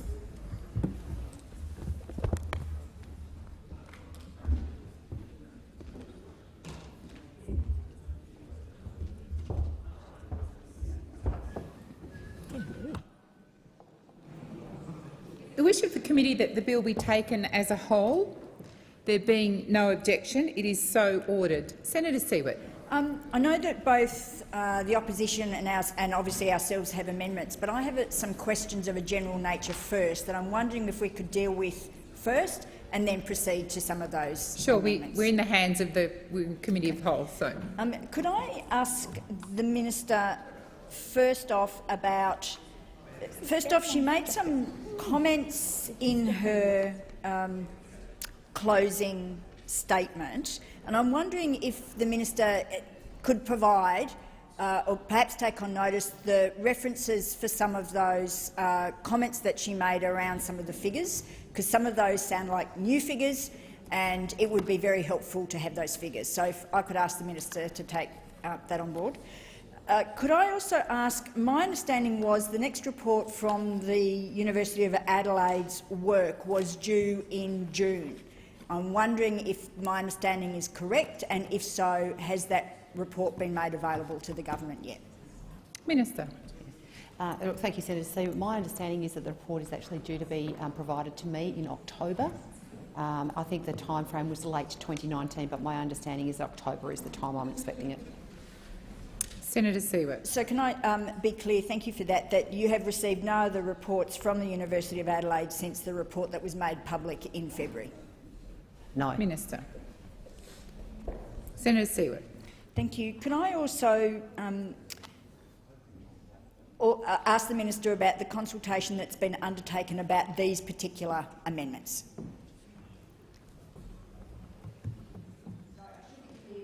Communities involved, sorry.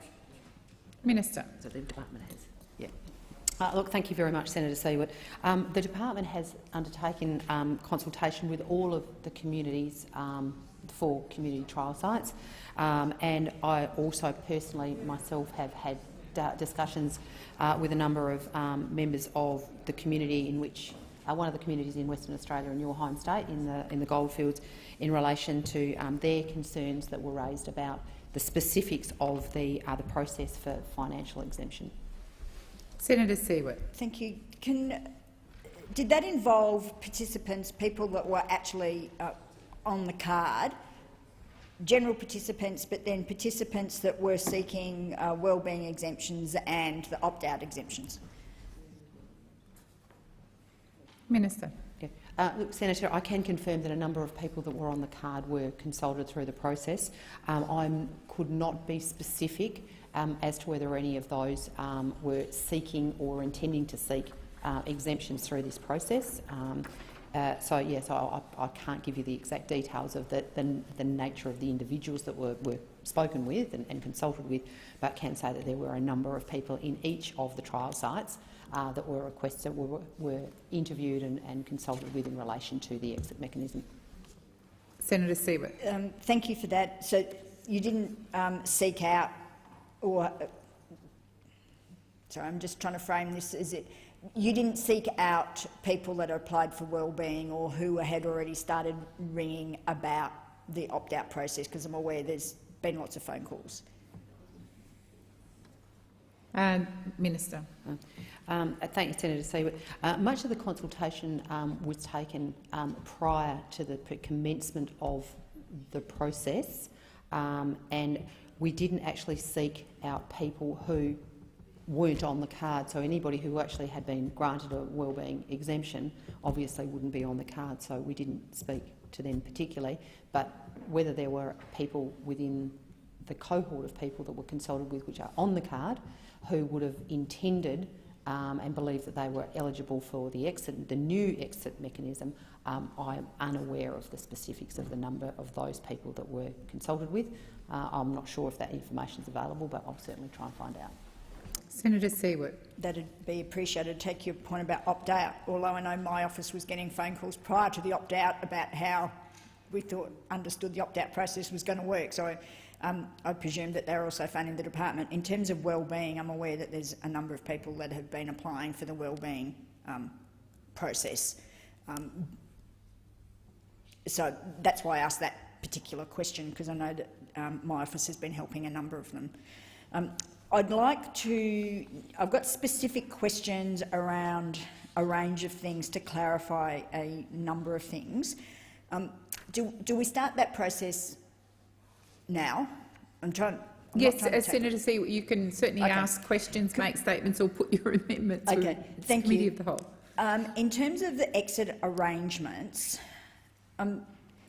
seeking some clarification about how they are going to be interpreted, because that's what people are looking for. And, Minister, you made a reference to a guide, so I'd like to ask, firstly, is it your intention in terms of providing further interpretation about how people interpret the criteria in that guide, and also when is it likely the guide will be available? Minister. Look, thank you, Senator Seward. The information that is required for anybody who's making application to be exempt from the card will be contained as part of the package that they will be provided access to as part of their application form. So sitting alongside of the application process, which could either be online, so we'll make it available through their online portal, or alternatively for those people who don't feel comfortable with doing it themselves or doing it electronically, obviously these services will be available to assist them through the process by their providers in their local communities. But as attached to that application for the exit process will be a set of guidelines to enable them to see what is the process that they need to go through, what is the information that they need to provide, and at the same time we will be using a person from the Department of Social Services to assist them, if they require assistance, to talk them through how they make that information available to them. Senator Siewert. Sorry, there's a number of things just in that one answer I want to follow up. So just on the last point, do you envisage that someone from DSS will help with that process over the phone rather than in, say, just say it's in Kununurra, somebody can go into the Centrelink office. Could someone also go into the Centrelink office to obtain support with the guide? Is that also the sort of thing you see happening? Minister. Okay, just in clarification, it would be more likely the local partner in the community would be where we'd be seeking for them, the person to go and receive that one-on-one assistance. But equally, if they were more were happier to actually use our services, then they obviously there will be a telephone services available to them as well as substantial online information. But recognising that sometimes connectivity and capacity prevents people from using a purely online service. Senator Siewert. When you talk about local partner, who do you mean indue or an NGO? Minister. Sorry, community organisations or contractors within the community. Yeah. So we're contracted by indue to provide the service. One moment.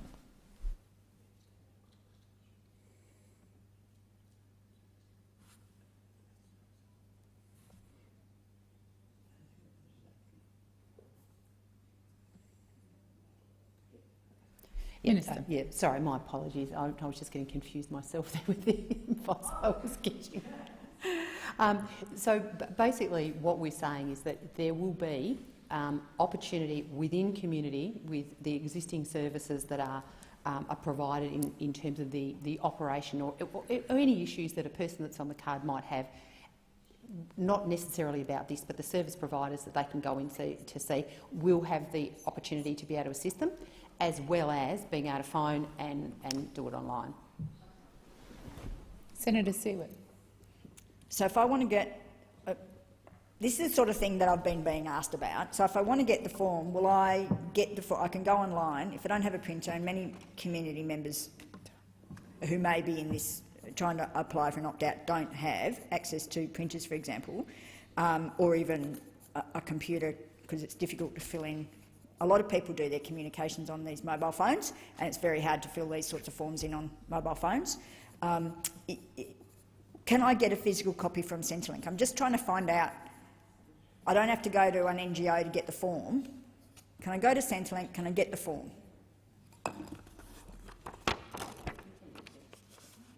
Yes, you can, Senator.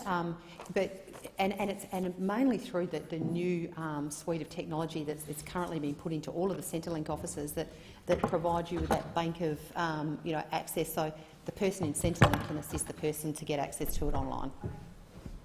Senator Siewert. Thank you. And then they'll be able to get the guide. So now, have you got a list of things that now for these criteria that you think or that you consider will be necessary to meet the criteria? Is there documentation? Will they have to go somewhere to get somebody to verify they've been what they're doing in terms of the health and safety of the person and the community? It's those sort of more what I see as the harder things to prove that I think are going to be concerning people about how they satisfy those criteria. Minister. Yeah, look, thank you. And one of the things that we are currently in the process of doing is working through what is going to be the most streamlined, easiest way for us to make a determination about someone's preparedness or preparation to be able to exit the card if they're currently on it. But because, as you would understand, many of these situations are quite different from each other, that we've actually taken much more of a sort of a case-by-case approach to how this might be managed. But I take your point, that's not the question you're asking. We will provide a guide that will have a, I suppose, an outline what a normal, non-complicated process would be for the average person who would seek to come in and get the exemption. But we are also very mindful, and this is why we're particularly mindful on putting determined timeframes on, that sometimes there is a level of complexity in being able to get the information, and because of the people not being able to provide the information, the difficulty of being access the information. So under a normal set of circumstances, the criteria and the process through which the person needs to follow, and the requirement for the evidence that they need to that would be required for the exemption application will be clearly set out in the guidelines, and obviously somebody there to help them through that. But we also would put on record that we understand that sometimes it's not a straightforward process, and if that was the case, then we are intending to put in a case-by-case sort of process that could sit around more complicated cases. Senator Seward. Thank you. Can I ask, in terms of the issue they brought up during my second reading contribution, this conflict, well, I see a potential conflict between the wellbeing provision of mental, just say, for example, because it's where I've had a little bit of experience where someone has poor mental health and applying for a wellbeing exemption, how will that then interact with the opt-out provisions where it talks about somebody's health and safety of the person and the community? If I just apply for a wellbeing exemption, will that just be considered in and of itself?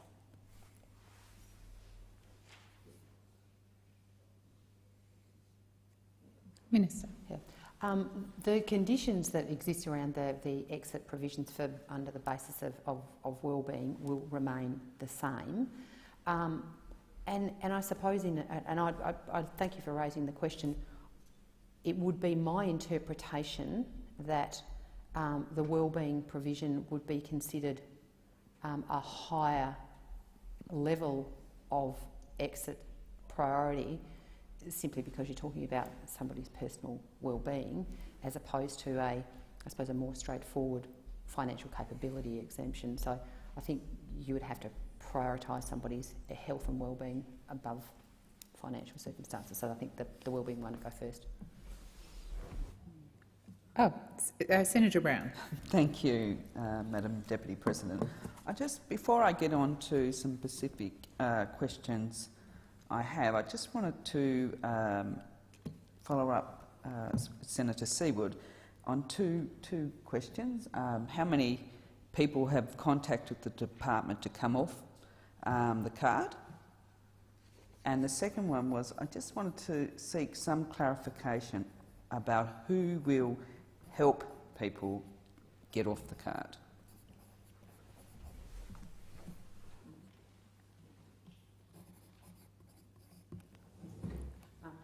Thank you very much, Senator Brown. 1,054 people have made a phone call to the relevant number seeking information or advice about the process.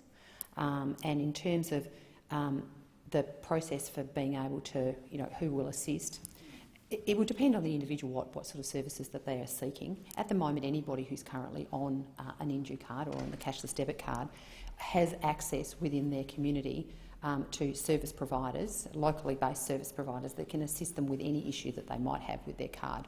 Those people will remain available to them to assist them in the process if they choose to seek an exemption, whether it be on the wellbeing side of criteria or whether it be on the financial criteria. But equally, we will also make sure that the service, the exit, assistance in exit is available by phone, and that there are also provisions made online so that it gives the person who's wishing to seek the exit provision an opportunity or a choice of the way that they might like to choose to make their application. So,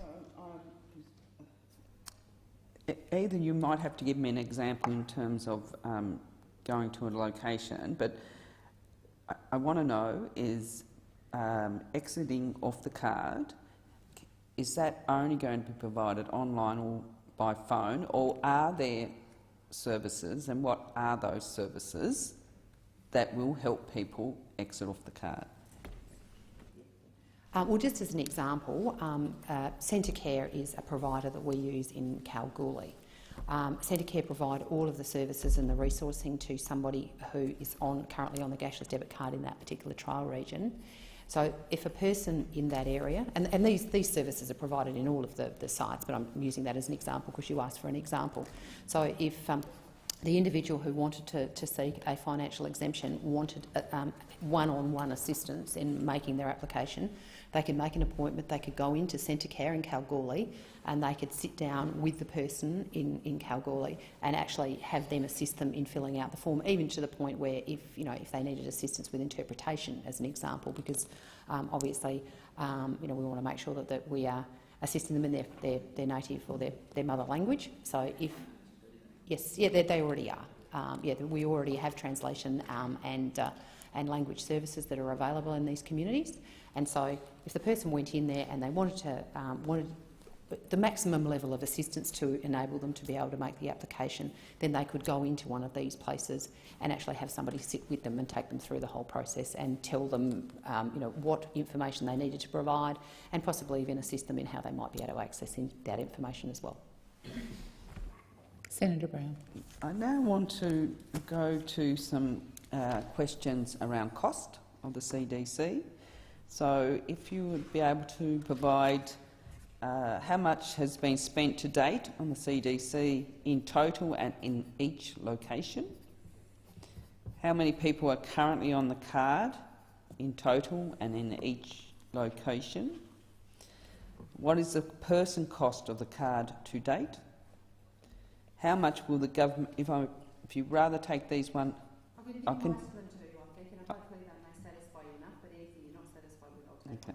How much will the government spend across the forward estimates on the cashless debit card combined with expenditure to date? So what is the total expenditure? Minister.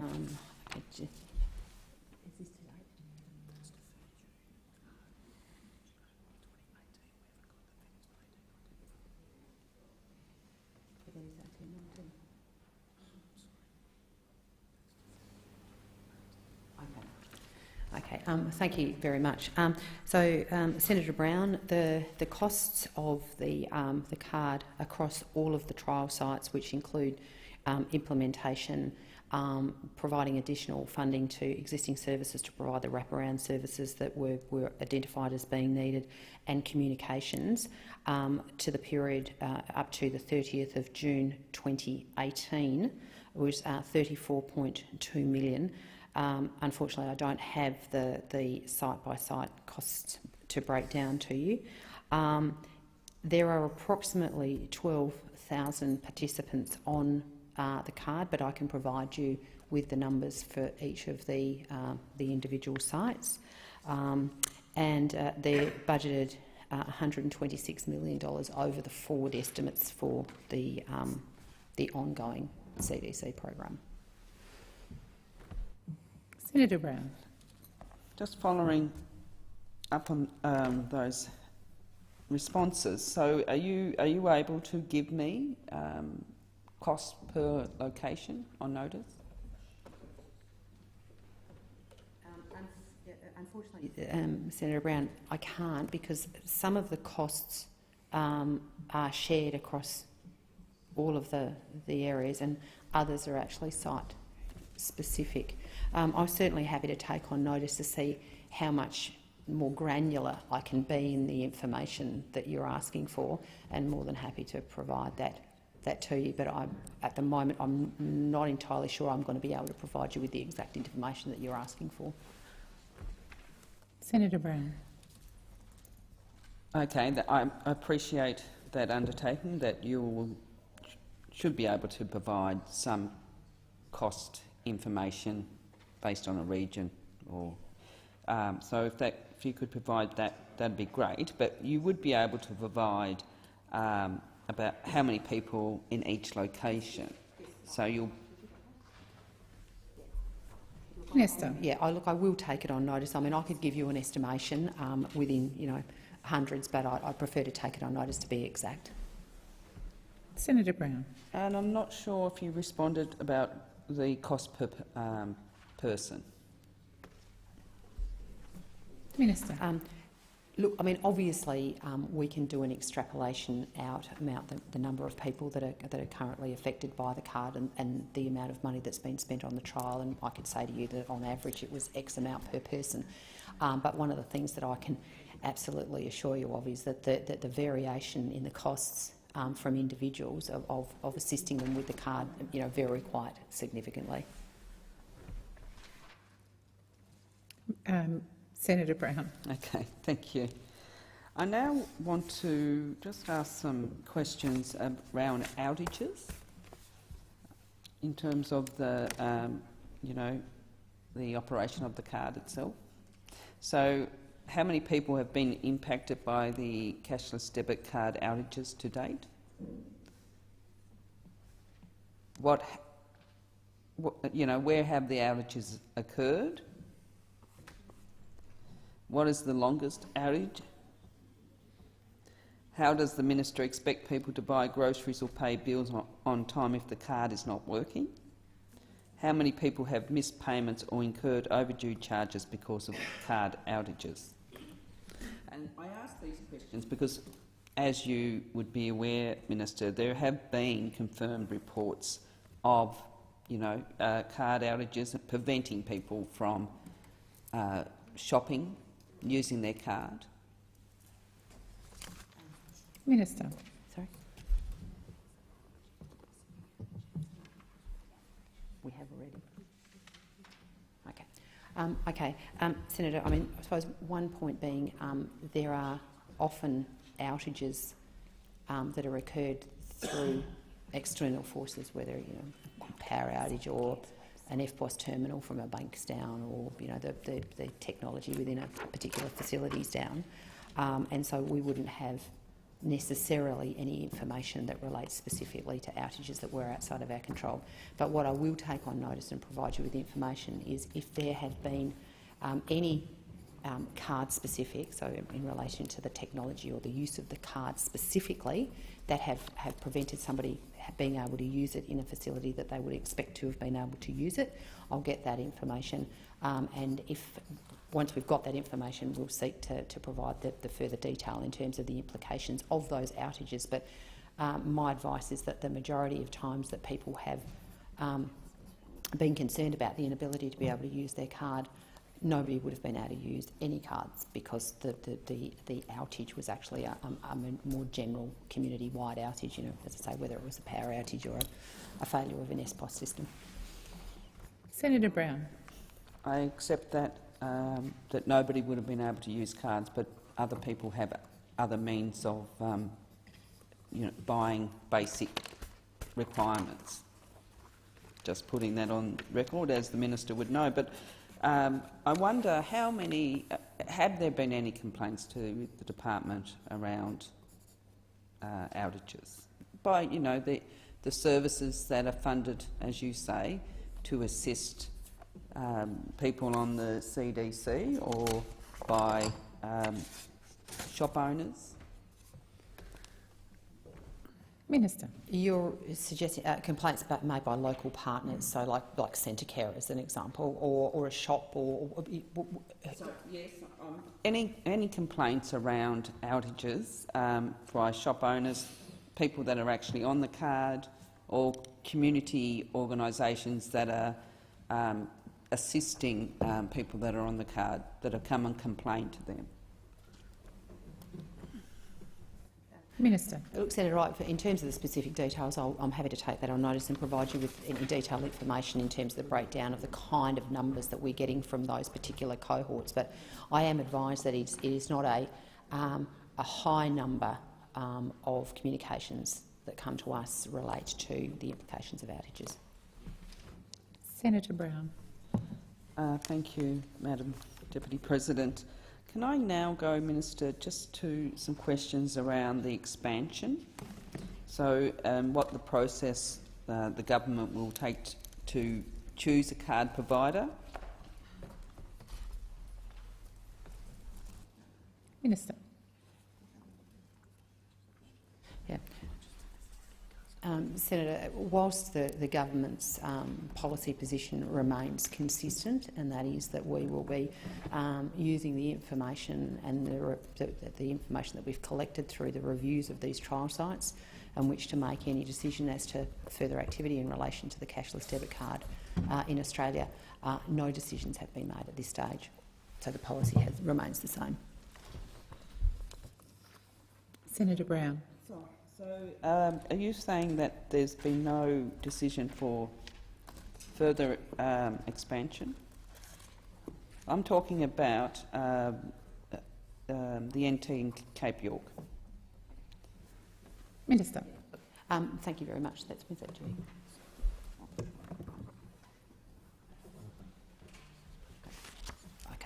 Okay, thank you very much.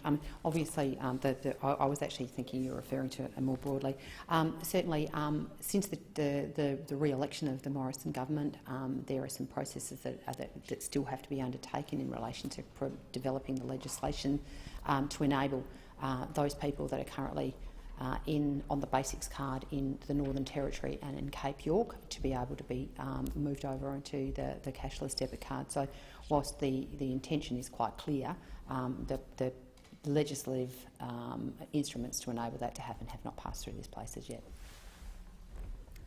Senator Brown. So I just want to confirm you've made no decision as to whether as to how you'll choose a card provider, so open tender, or you might consider rolling it over to indue. You haven't made that decision. Minister. Yeah. Look, whilst I don't have the details exactly in front of me, what I can assure you is that any procurement process that was undertaken by the government in relation to the provision of any service will be undertaken subject to the appropriate procurement guidelines, of course, but I don't have any further detail than that in terms of exactly how that process is going to occur, when it's going to occur, and obviously understanding that we need to get legislative authority from this place before we can proceed anyway. Senator Brown.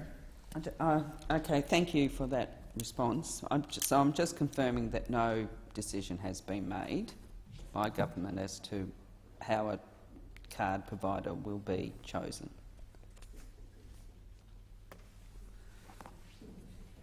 Yes, I can confirm that, Senator. Senator Brown.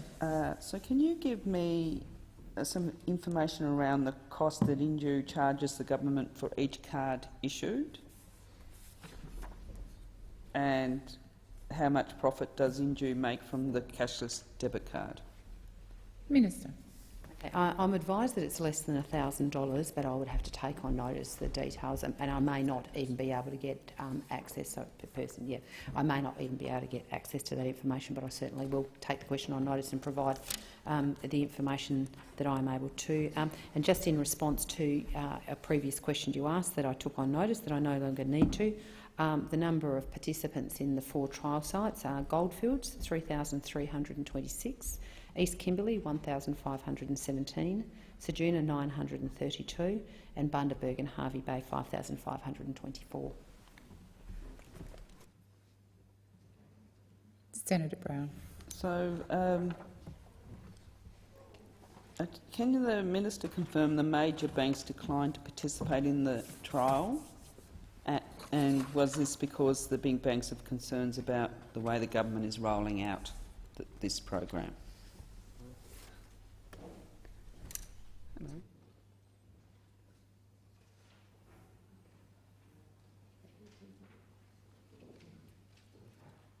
Minister. Thank you very much. My understanding, and excuse me because I wasn't a party to the original negotiations in this area, my understanding was that the original trial sites were quite small, and Ceduna being by far the smallest, that the banks saw the small scale of the trial as not being something that they weren't necessarily interested in to participate in, but so that was the reasoning that was given to us by the banks, I understand, at the time that we sought for their involvement. Senator Brown. Now, I just have a few more questions before I either hand over to Senator Seward or actually move an amendment. Does the minister think that every person on the CDC is incapable of managing their affairs? And does the community think that every trial site has adequate services such as health, education, early intervention, drug and alcohol rehabilitation, job creation? Minister.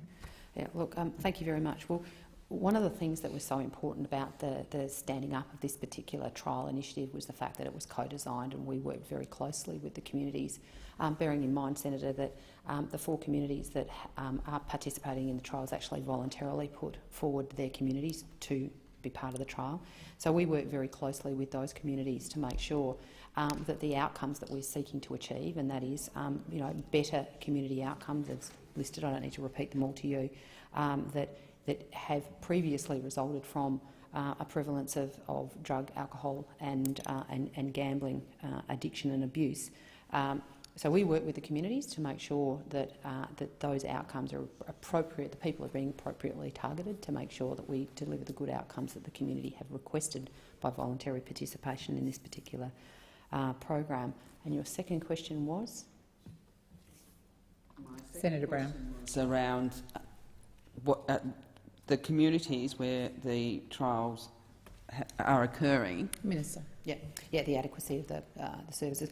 One of the things that we did do as part of the process of setting up these trials was to make additional funds available to many of these wraparound services that in many instances already existed within the communities, but we saw that with the introduction of a new way of seeking people to manage their financial affairs and the consequences of that additional funding was needed to assist them with those wraparound services. And so, yes, the answer is yes. Senator Brown. Certainly, I listened very closely to your response, but certainly since the start of the rollout, there has been considerable number of people that have actually withdrawn their support for the cashless debit card, and we heard that in some of the contributions here today, and I'm sure that the department and yourself, Minister, would be fully aware of that. So my question is just having going to the question around services that have been provided to communities, trial site communities. What conversations have those communities had either with the Minister or the department around issues that they have with either a lack of wraparound services or not adequate wraparound services, or those services are not actually being there at all?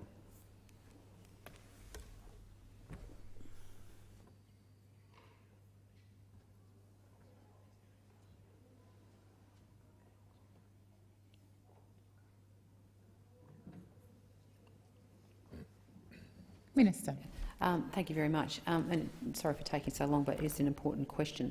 As part of the rollout of the trial and the assessment of the outcomes that the trial is delivering, we review all services that relate to, I suppose, the outcome criteria that we're dealing with, and you refer to them, whether they be domestic violence services, police services and the like. We do that every year, and where it is identified that there is additional services required, we would seek to work with the state governments and other partners in these trials to make sure that the adequacy of the services was addressed. Senator Brown. I thank you for that, Minister, for that response, but my question was about any complaints that have been directed to the Minister or DSS. But I do want to, just before you respond to that part of the question, can you, Minister, guarantee that there's drug and alcohol rehabilitation services in every location, every trial site location?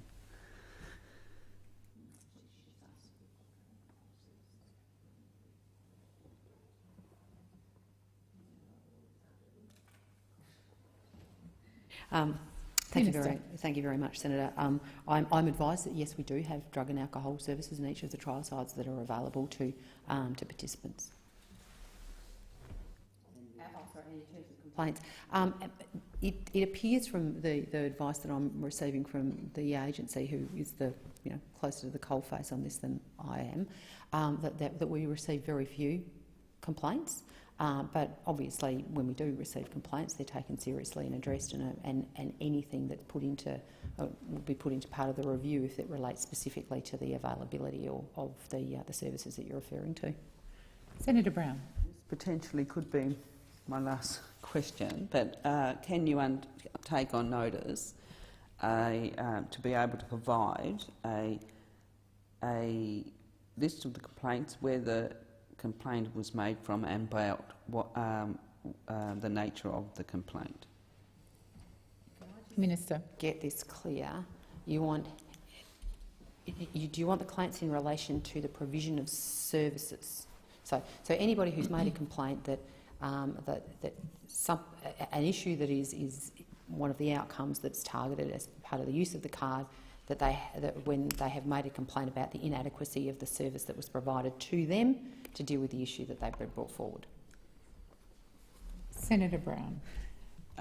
Essentially, yes. So, I'm trying to get an understanding. We talked about wraparound services earlier, around whether the services that have been provided in every trial site are adequate, and whether communities or community leaders have come back to you or the department about the fact that whatever's been provided, if it is being provided, is not adequate, and I would like to know where that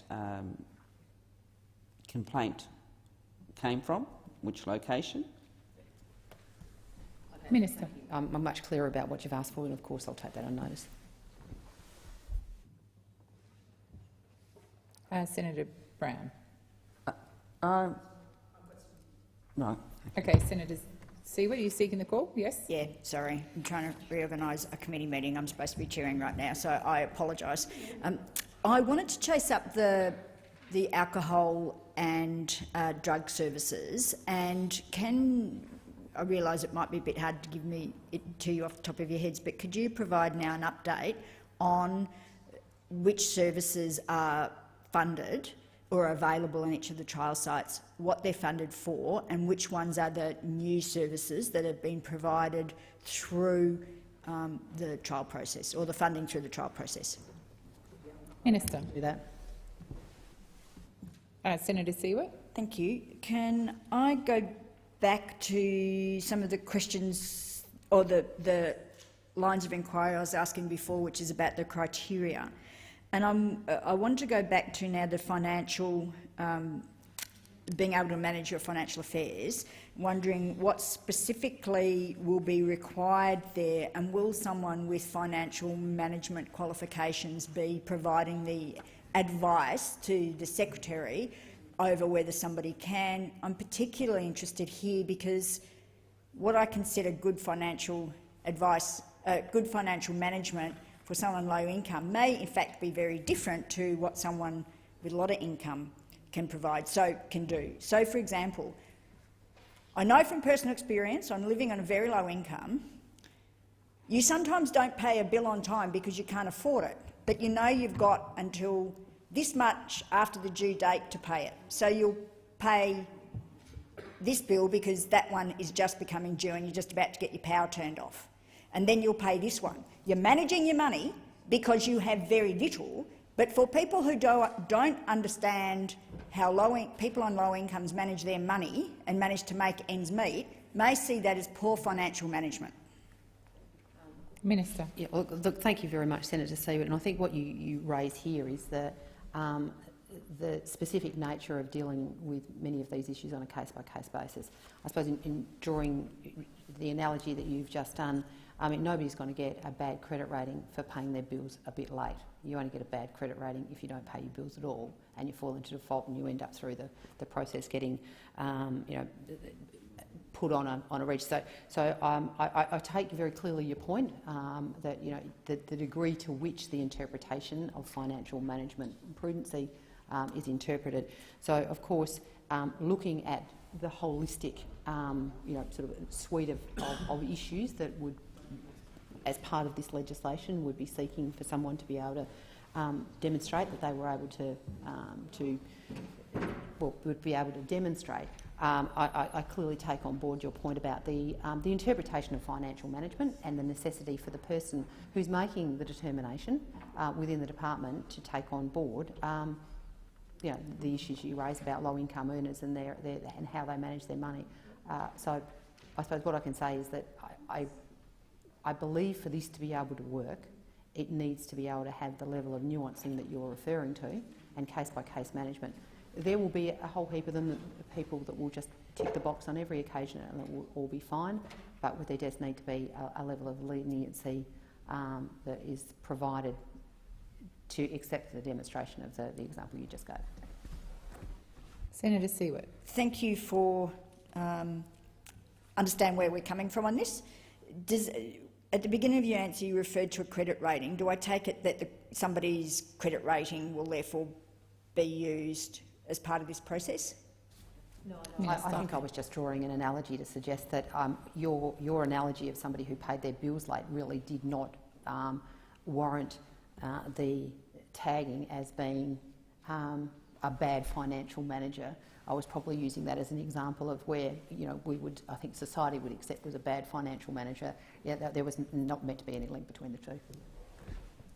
Senator Siewert. Thank you for that clarification. What sort of documentary evidence in terms of being able to manage your financial affairs is it envisaged that will be required for someone to be able to demonstrate that they can manage their money? Minister.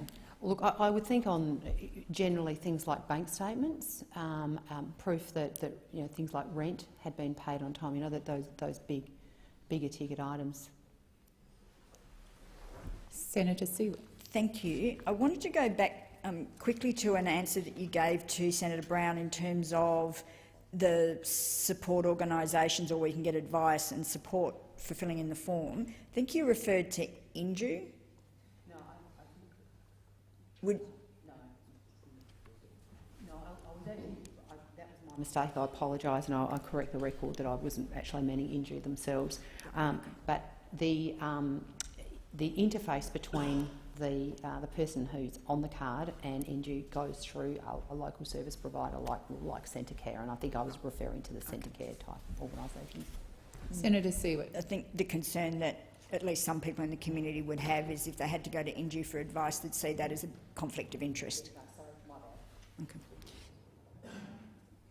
Senator Siewert. Can I go to the issue that I raised in terms of the health and community worker not having a direct professional relationship with the trial participant? Can I ask how you would intend to deal with that, i.e. ensure that somebody who is asking for someone to be, someone's assessment to be, or exit application to be reconsidered, in other words, to be reconsidered, put back on the card, how you will guarantee that that person is in a position to make an informed, through professional contacts, recommendation for that to happen? Minister. Look, you raise a very good point, particularly in relation to whether the person, because we're talking about small communities in many instances, whether the person's actually talking as the community worker or whether they're just talking as a member of the community. What I think we would seek to make sure here is that anybody from a community worker or a health worker that made a recommendation that somebody who had exited the card should no longer be exited, or somebody who wasn't on the card should be on the card, would probably trigger an investigation, but that in and of itself would not be sufficient for any action to be taken. So if a health worker or a community worker suggested to or made an application to the Department of Social Service to indicate that somebody should be on the card, that would trigger us checking, but it would not in and of itself. Yeah, and they must only do that as in their professional capacity. I understand your point that how do you define between professional and non-professional, but it certainly would not be in and of itself sufficient to have the person put back on the card. Senator Seward. I understand what you've said. You built that into the process, so it's a reconsideration, not automatically off the card, back on the card. My concern is that a person who has received an exemption will then there's a degree of trauma then going through, well, somebody's now said that I need to go back on the card. That person hasn't any professional relationship to me. I haven't gone to see them at the health clinic. I haven't accessed the service that they may be working in, because a community worker could be somebody working in an NGO, for example. I don't have any professional relationship with them. They've just rung up the department or done whatever the process will be. Now I'm faced with proving all over again that I meet all the criteria. I really don't see how that's fair. Minister. And I probably gave you the wrong answer to the previous question when not understanding. A trigger to reassess somebody's eligibility for being exempt could only be triggered by a community health worker or allied service worker if they were making that recommendation in their capacity as a worker in relation to the individual through which that they were referring. Senator Seward. Okay, thanks. Just so I've got it clear, there will be something on the form that someone has to fill out to say, I've done this because I saw this person for this reason and... Right, okay, that will then ensure that it won't be considered unless that box is ticked. Right, thank you. Sorry, can I just clarify? Minister? I'm not sure I'm quite down to the kind of detail to say whether there's going to be a box on the form, but in terms of, yes, that they must have a relevant and direct relationship, professional relationship with the person whom which they're referring. Senator Seward. Sorry, I was talking. I apologise. It sounded like I was talking literally, but I was talking figuratively. But the point is, I take the point. Can I ask now about the wellbeing exemptions and check one of the things with the wellbeing exemptions, and I'm glad this is being tightened up, is the issue around how the serious risk is being interpreted. Will there now be some guidance for people when they're applying for the wellbeing exemption? Because at the moment it has been, I do appreciate there hasn't been a lot of guidance there, so it's been a bit hit and miss, quite frankly. Will there be some guide to participants about what information they need to provide? Minister. Look, thank you, Senator Seward, and as a reflection of some discussions that we've been having with you in the development of this, we quite clearly saw that a clearer set of guidelines or criteria in relation to the wellbeing exemption was needed. So in reformatting this, assuming we're successful in getting these amendments through this place today, we would make sure that the same sort of guidelines and clarity of what was required sat alongside the wellbeing exemption as well as the financial one. Senator Seward. Will a GP's certificate or advice to support a wellbeing exemption be considered adequate as part of that process? Minister. Yeah.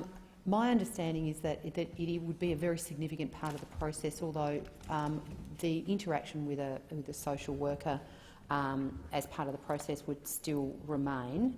But obviously, medical evidence would be the highest form of support.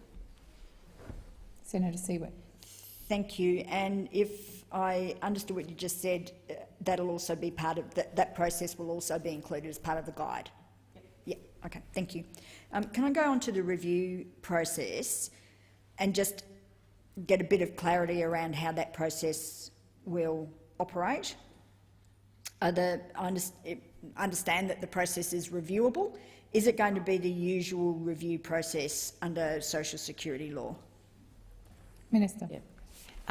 Look, thank you. And hopefully I'm answering the right question here in terms of, obviously, social security law applies across anything that we do.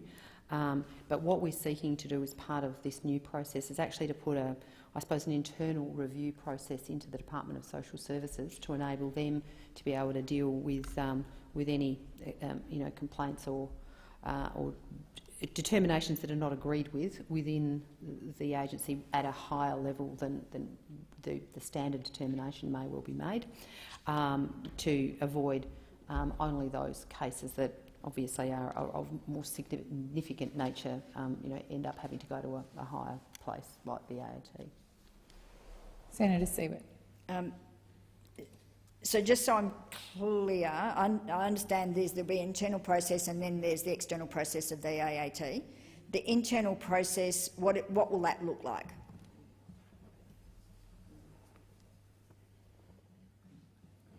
Minister. Okay. The internal review process already exists within social services, but in effect what it would be is a review by somebody much more senior within the agency. I mean, obviously the delegated power for determination rests with the secretary, but realistically the secretary is not going to be doing all the detail. So the process, the internal review process, enables the person the opportunity to have it reviewed by somebody much higher in the organisation. Senator Siewert. So I understand that'll be your usual process then. Is that what I understand? Okay, that's okay. Thank you. Can I then that'll apply for both wellbeing and opt-out exemptions. Okay, thank you. For the Hansard, that's a nod. Can I ask, in terms of the data that's provided, because with both of these processes, some quite sensitive data will be provided, what arrangements are in place to make sure that they're adequately protected? How long will the data be stored for, or will it be destroyed after the decision-making process? Minister. Okay. I mean, all data that's collected by the Department of Social Services is collected in accordance with the Privacy Act, and we also have a set of privacy principles that exist within our agency because of the sensitivity and the quantum of information, personal information we have about people. But also in the Social Security Administration Act, there are a number of provisions that provide very, very clear circumstances in which information could be used for any other purpose apart from the purpose of which it was provided. I'm more than happy to provide you with those details if you'd like. Senator Siewert. Thank you. That'd be appreciated if you could. I only have a few more left, and I've got a couple in terms of related to amendments, but I've only got a few more left. In terms of the consultation process for under 124 PBH7, can you just outline what definition you're using for local communities and consultation?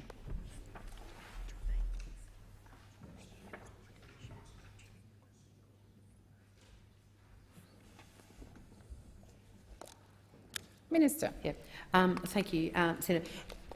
I suppose it's pretty much a catch-all term so that we can consult as broadly as possible. But in terms of the specifics that you're asking, obviously community leaders, community service providers, the community participants. So it really is very much at the broadest possible catch-all in terms of the level of consultation that can occur, but in the specifics, as I say, community leaders, community elders, participants, providers, and current participants, most importantly. Senator Siewert. Thank you. Is there when you're undertaking the consultations under that provision, how will you carry out that consultation? Have you determined that? Because there's been some criticism of the consultation that's been undertaken to date. Minister. Yeah. Look, as part of this process of co-design, one of the things I think is really important is to make sure that we continue to work with the individual communities about how they would like the consultation to occur within their particular areas. So whilst we absolutely support the concept of consultation and the importance of it for this particular project, probably would be seeking to tailor our consultation processes so that they meet the desires of the individual community. So we'd certainly be working with the community participants, community, elders, suppliers, providers, etc., to make sure that the consultation covered the broadest range of people possible, but also that the process of consultation reflected what that community wanted and the people within that community that they wanted to participate in that consultation.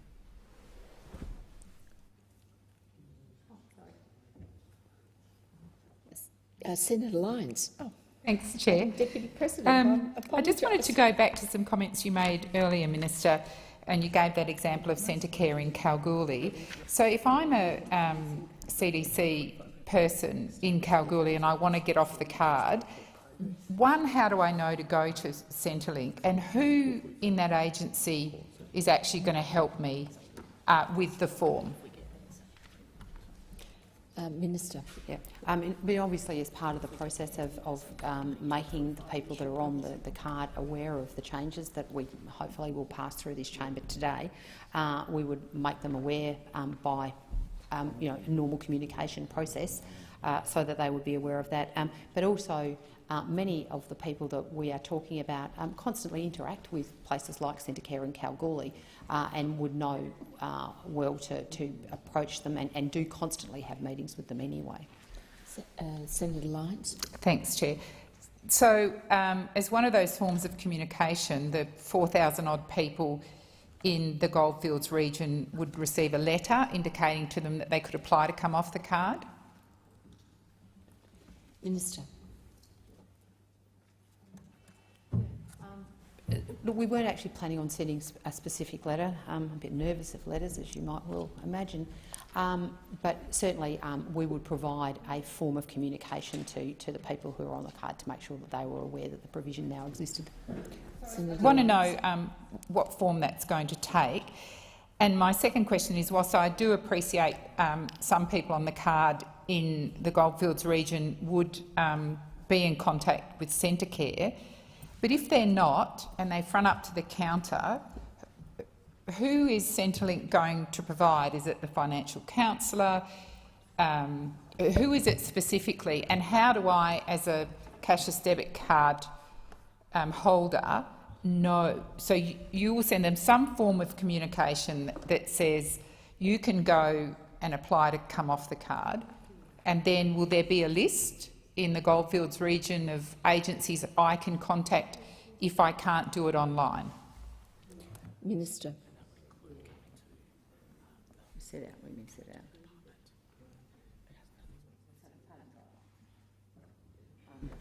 Okay. Well, obviously anybody that's currently on the card would be aware of their service provider within their region that they would engage with if they had any other issue in relation to the card. So, there is nobody in any of these sites that already doesn't have a place that they would know to go to if they needed to change any of their conditions, get information, provide assistance, etc. So that already exists. But certainly part of the guidelines that are associated with the two exemption categories that we're seeking to amend and have reinserted into the bill today would have all of the information sitting alongside it as to how they should progress if they wished to avail themselves of this particular provision. Senator Lyons. Thanks, Minister. And you have been very clear about saying that the information would be alongside of any other information they get, and I think we all accept that. My issue is when I go into Centrelink, I need to be assured, when I go into Centre Care in Kalgoorlie, I need to be assured that there is someone there that is able to assist me in my application if I'm not able to do that myself. And I'm asking who it is in Centre Care or which department is. Is it their financial counselling? Is it the drug and alcohol services? Is it the domestic violence services? Which service would I be asking for when I walk into that Centre Care office in Kalgoorlie? Minister. Yeah. When somebody walked in, if they walked in and they fronted up at the counter at Centrecare in Kalgoorlie and said, look, I would like to apply for an exemption, there will be people in that office that have the specific skills and responsibilities to assist somebody who wanted that particular assistance. Then obviously the other people that sit within that agency that may be more specific to the provision of information that they may need to fill out their form would obviously be accessed. But there is particular people that are the first interface that would assist them with their application process. Senator Lyons. Thanks, Chair. So, Minister, so you've said there's specific people within that Centrecare office. Are they funded to undertake this work on behalf of the government to assist people who want to put an application in to come off the card? Because Centrecare has specific services for which it's funded: domestic violence, financial counselling, accommodation and so on. So where does this person come from out of those separate departments, and has Centrecare been specifically funded to do this work? Minister. Yes. Yeah, my understanding is they actually have got specific funding to assist us in this process. Senator Lyons. Okay, so they've got specific funding. Are you able to outline, and you can take this on notice, what that specific funding entails and which organisations across the country have got that across the trial sites have got that funding? Thanks, Minister. Minister. Yes.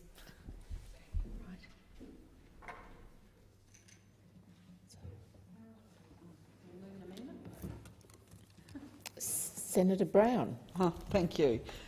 I actually wanted to move the first of our amendments. So on sheet 8731.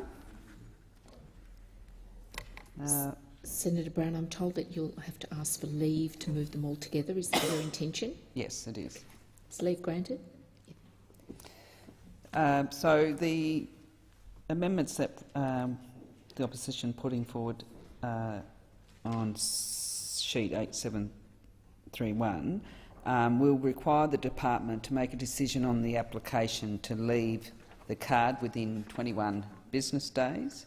There is a stop-the-clock provision to extend the time when further information is requested from the applicant, and we believe that this is a fair amendment because people should be able to get off the card in a timely fashion and get on with their lives. I recommend the amendment. The question is that the amendments be agreed to, and that's amendments 1 to 4 on sheet 8731, moved by Senator Brown. All those of that opinion say aye. Those against say no. No. The ayes have it. Division required. Ring the bells for 4 minutes.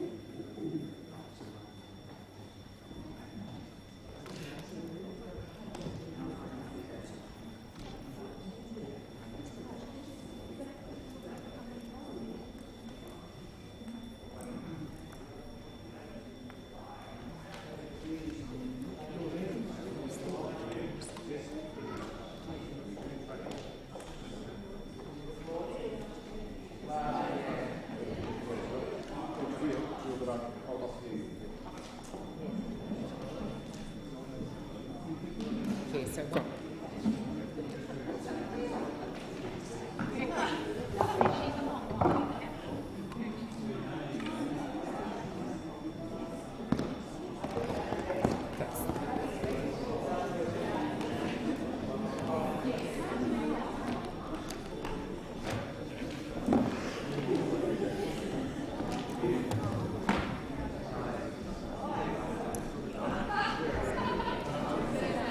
Yes.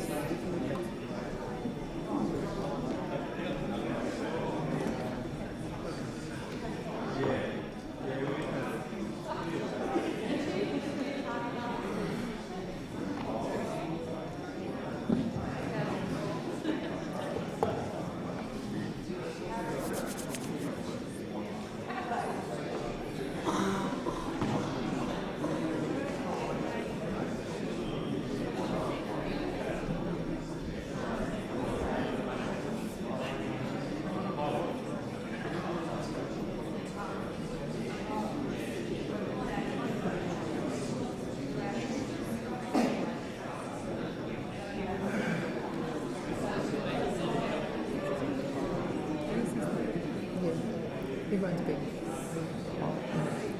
It's a shame you can't sit in the middle, but obviously it needs to be in the hand side.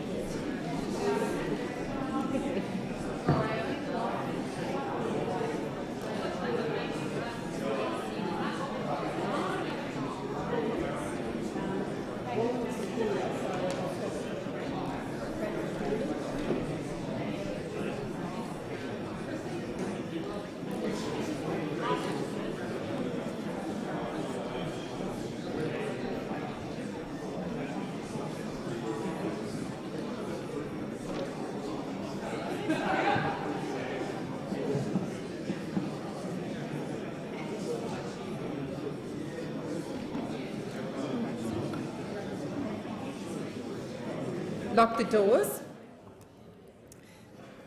So the question is that the amendments on sheet 8731, 1 to 4, as moved by Senator Brown, be agreed to.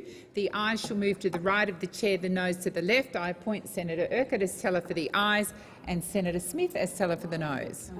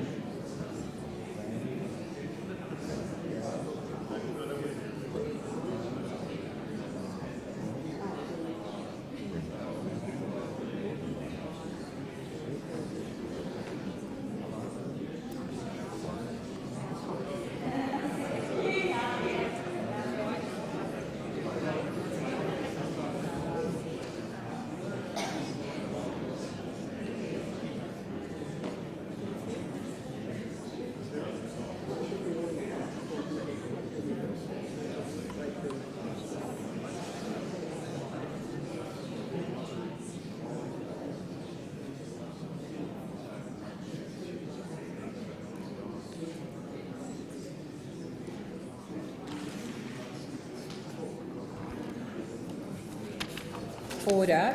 There being 33 ayes and 35 noes, the matter is resolved in the negative. It now being 12:45, the Senate shall report.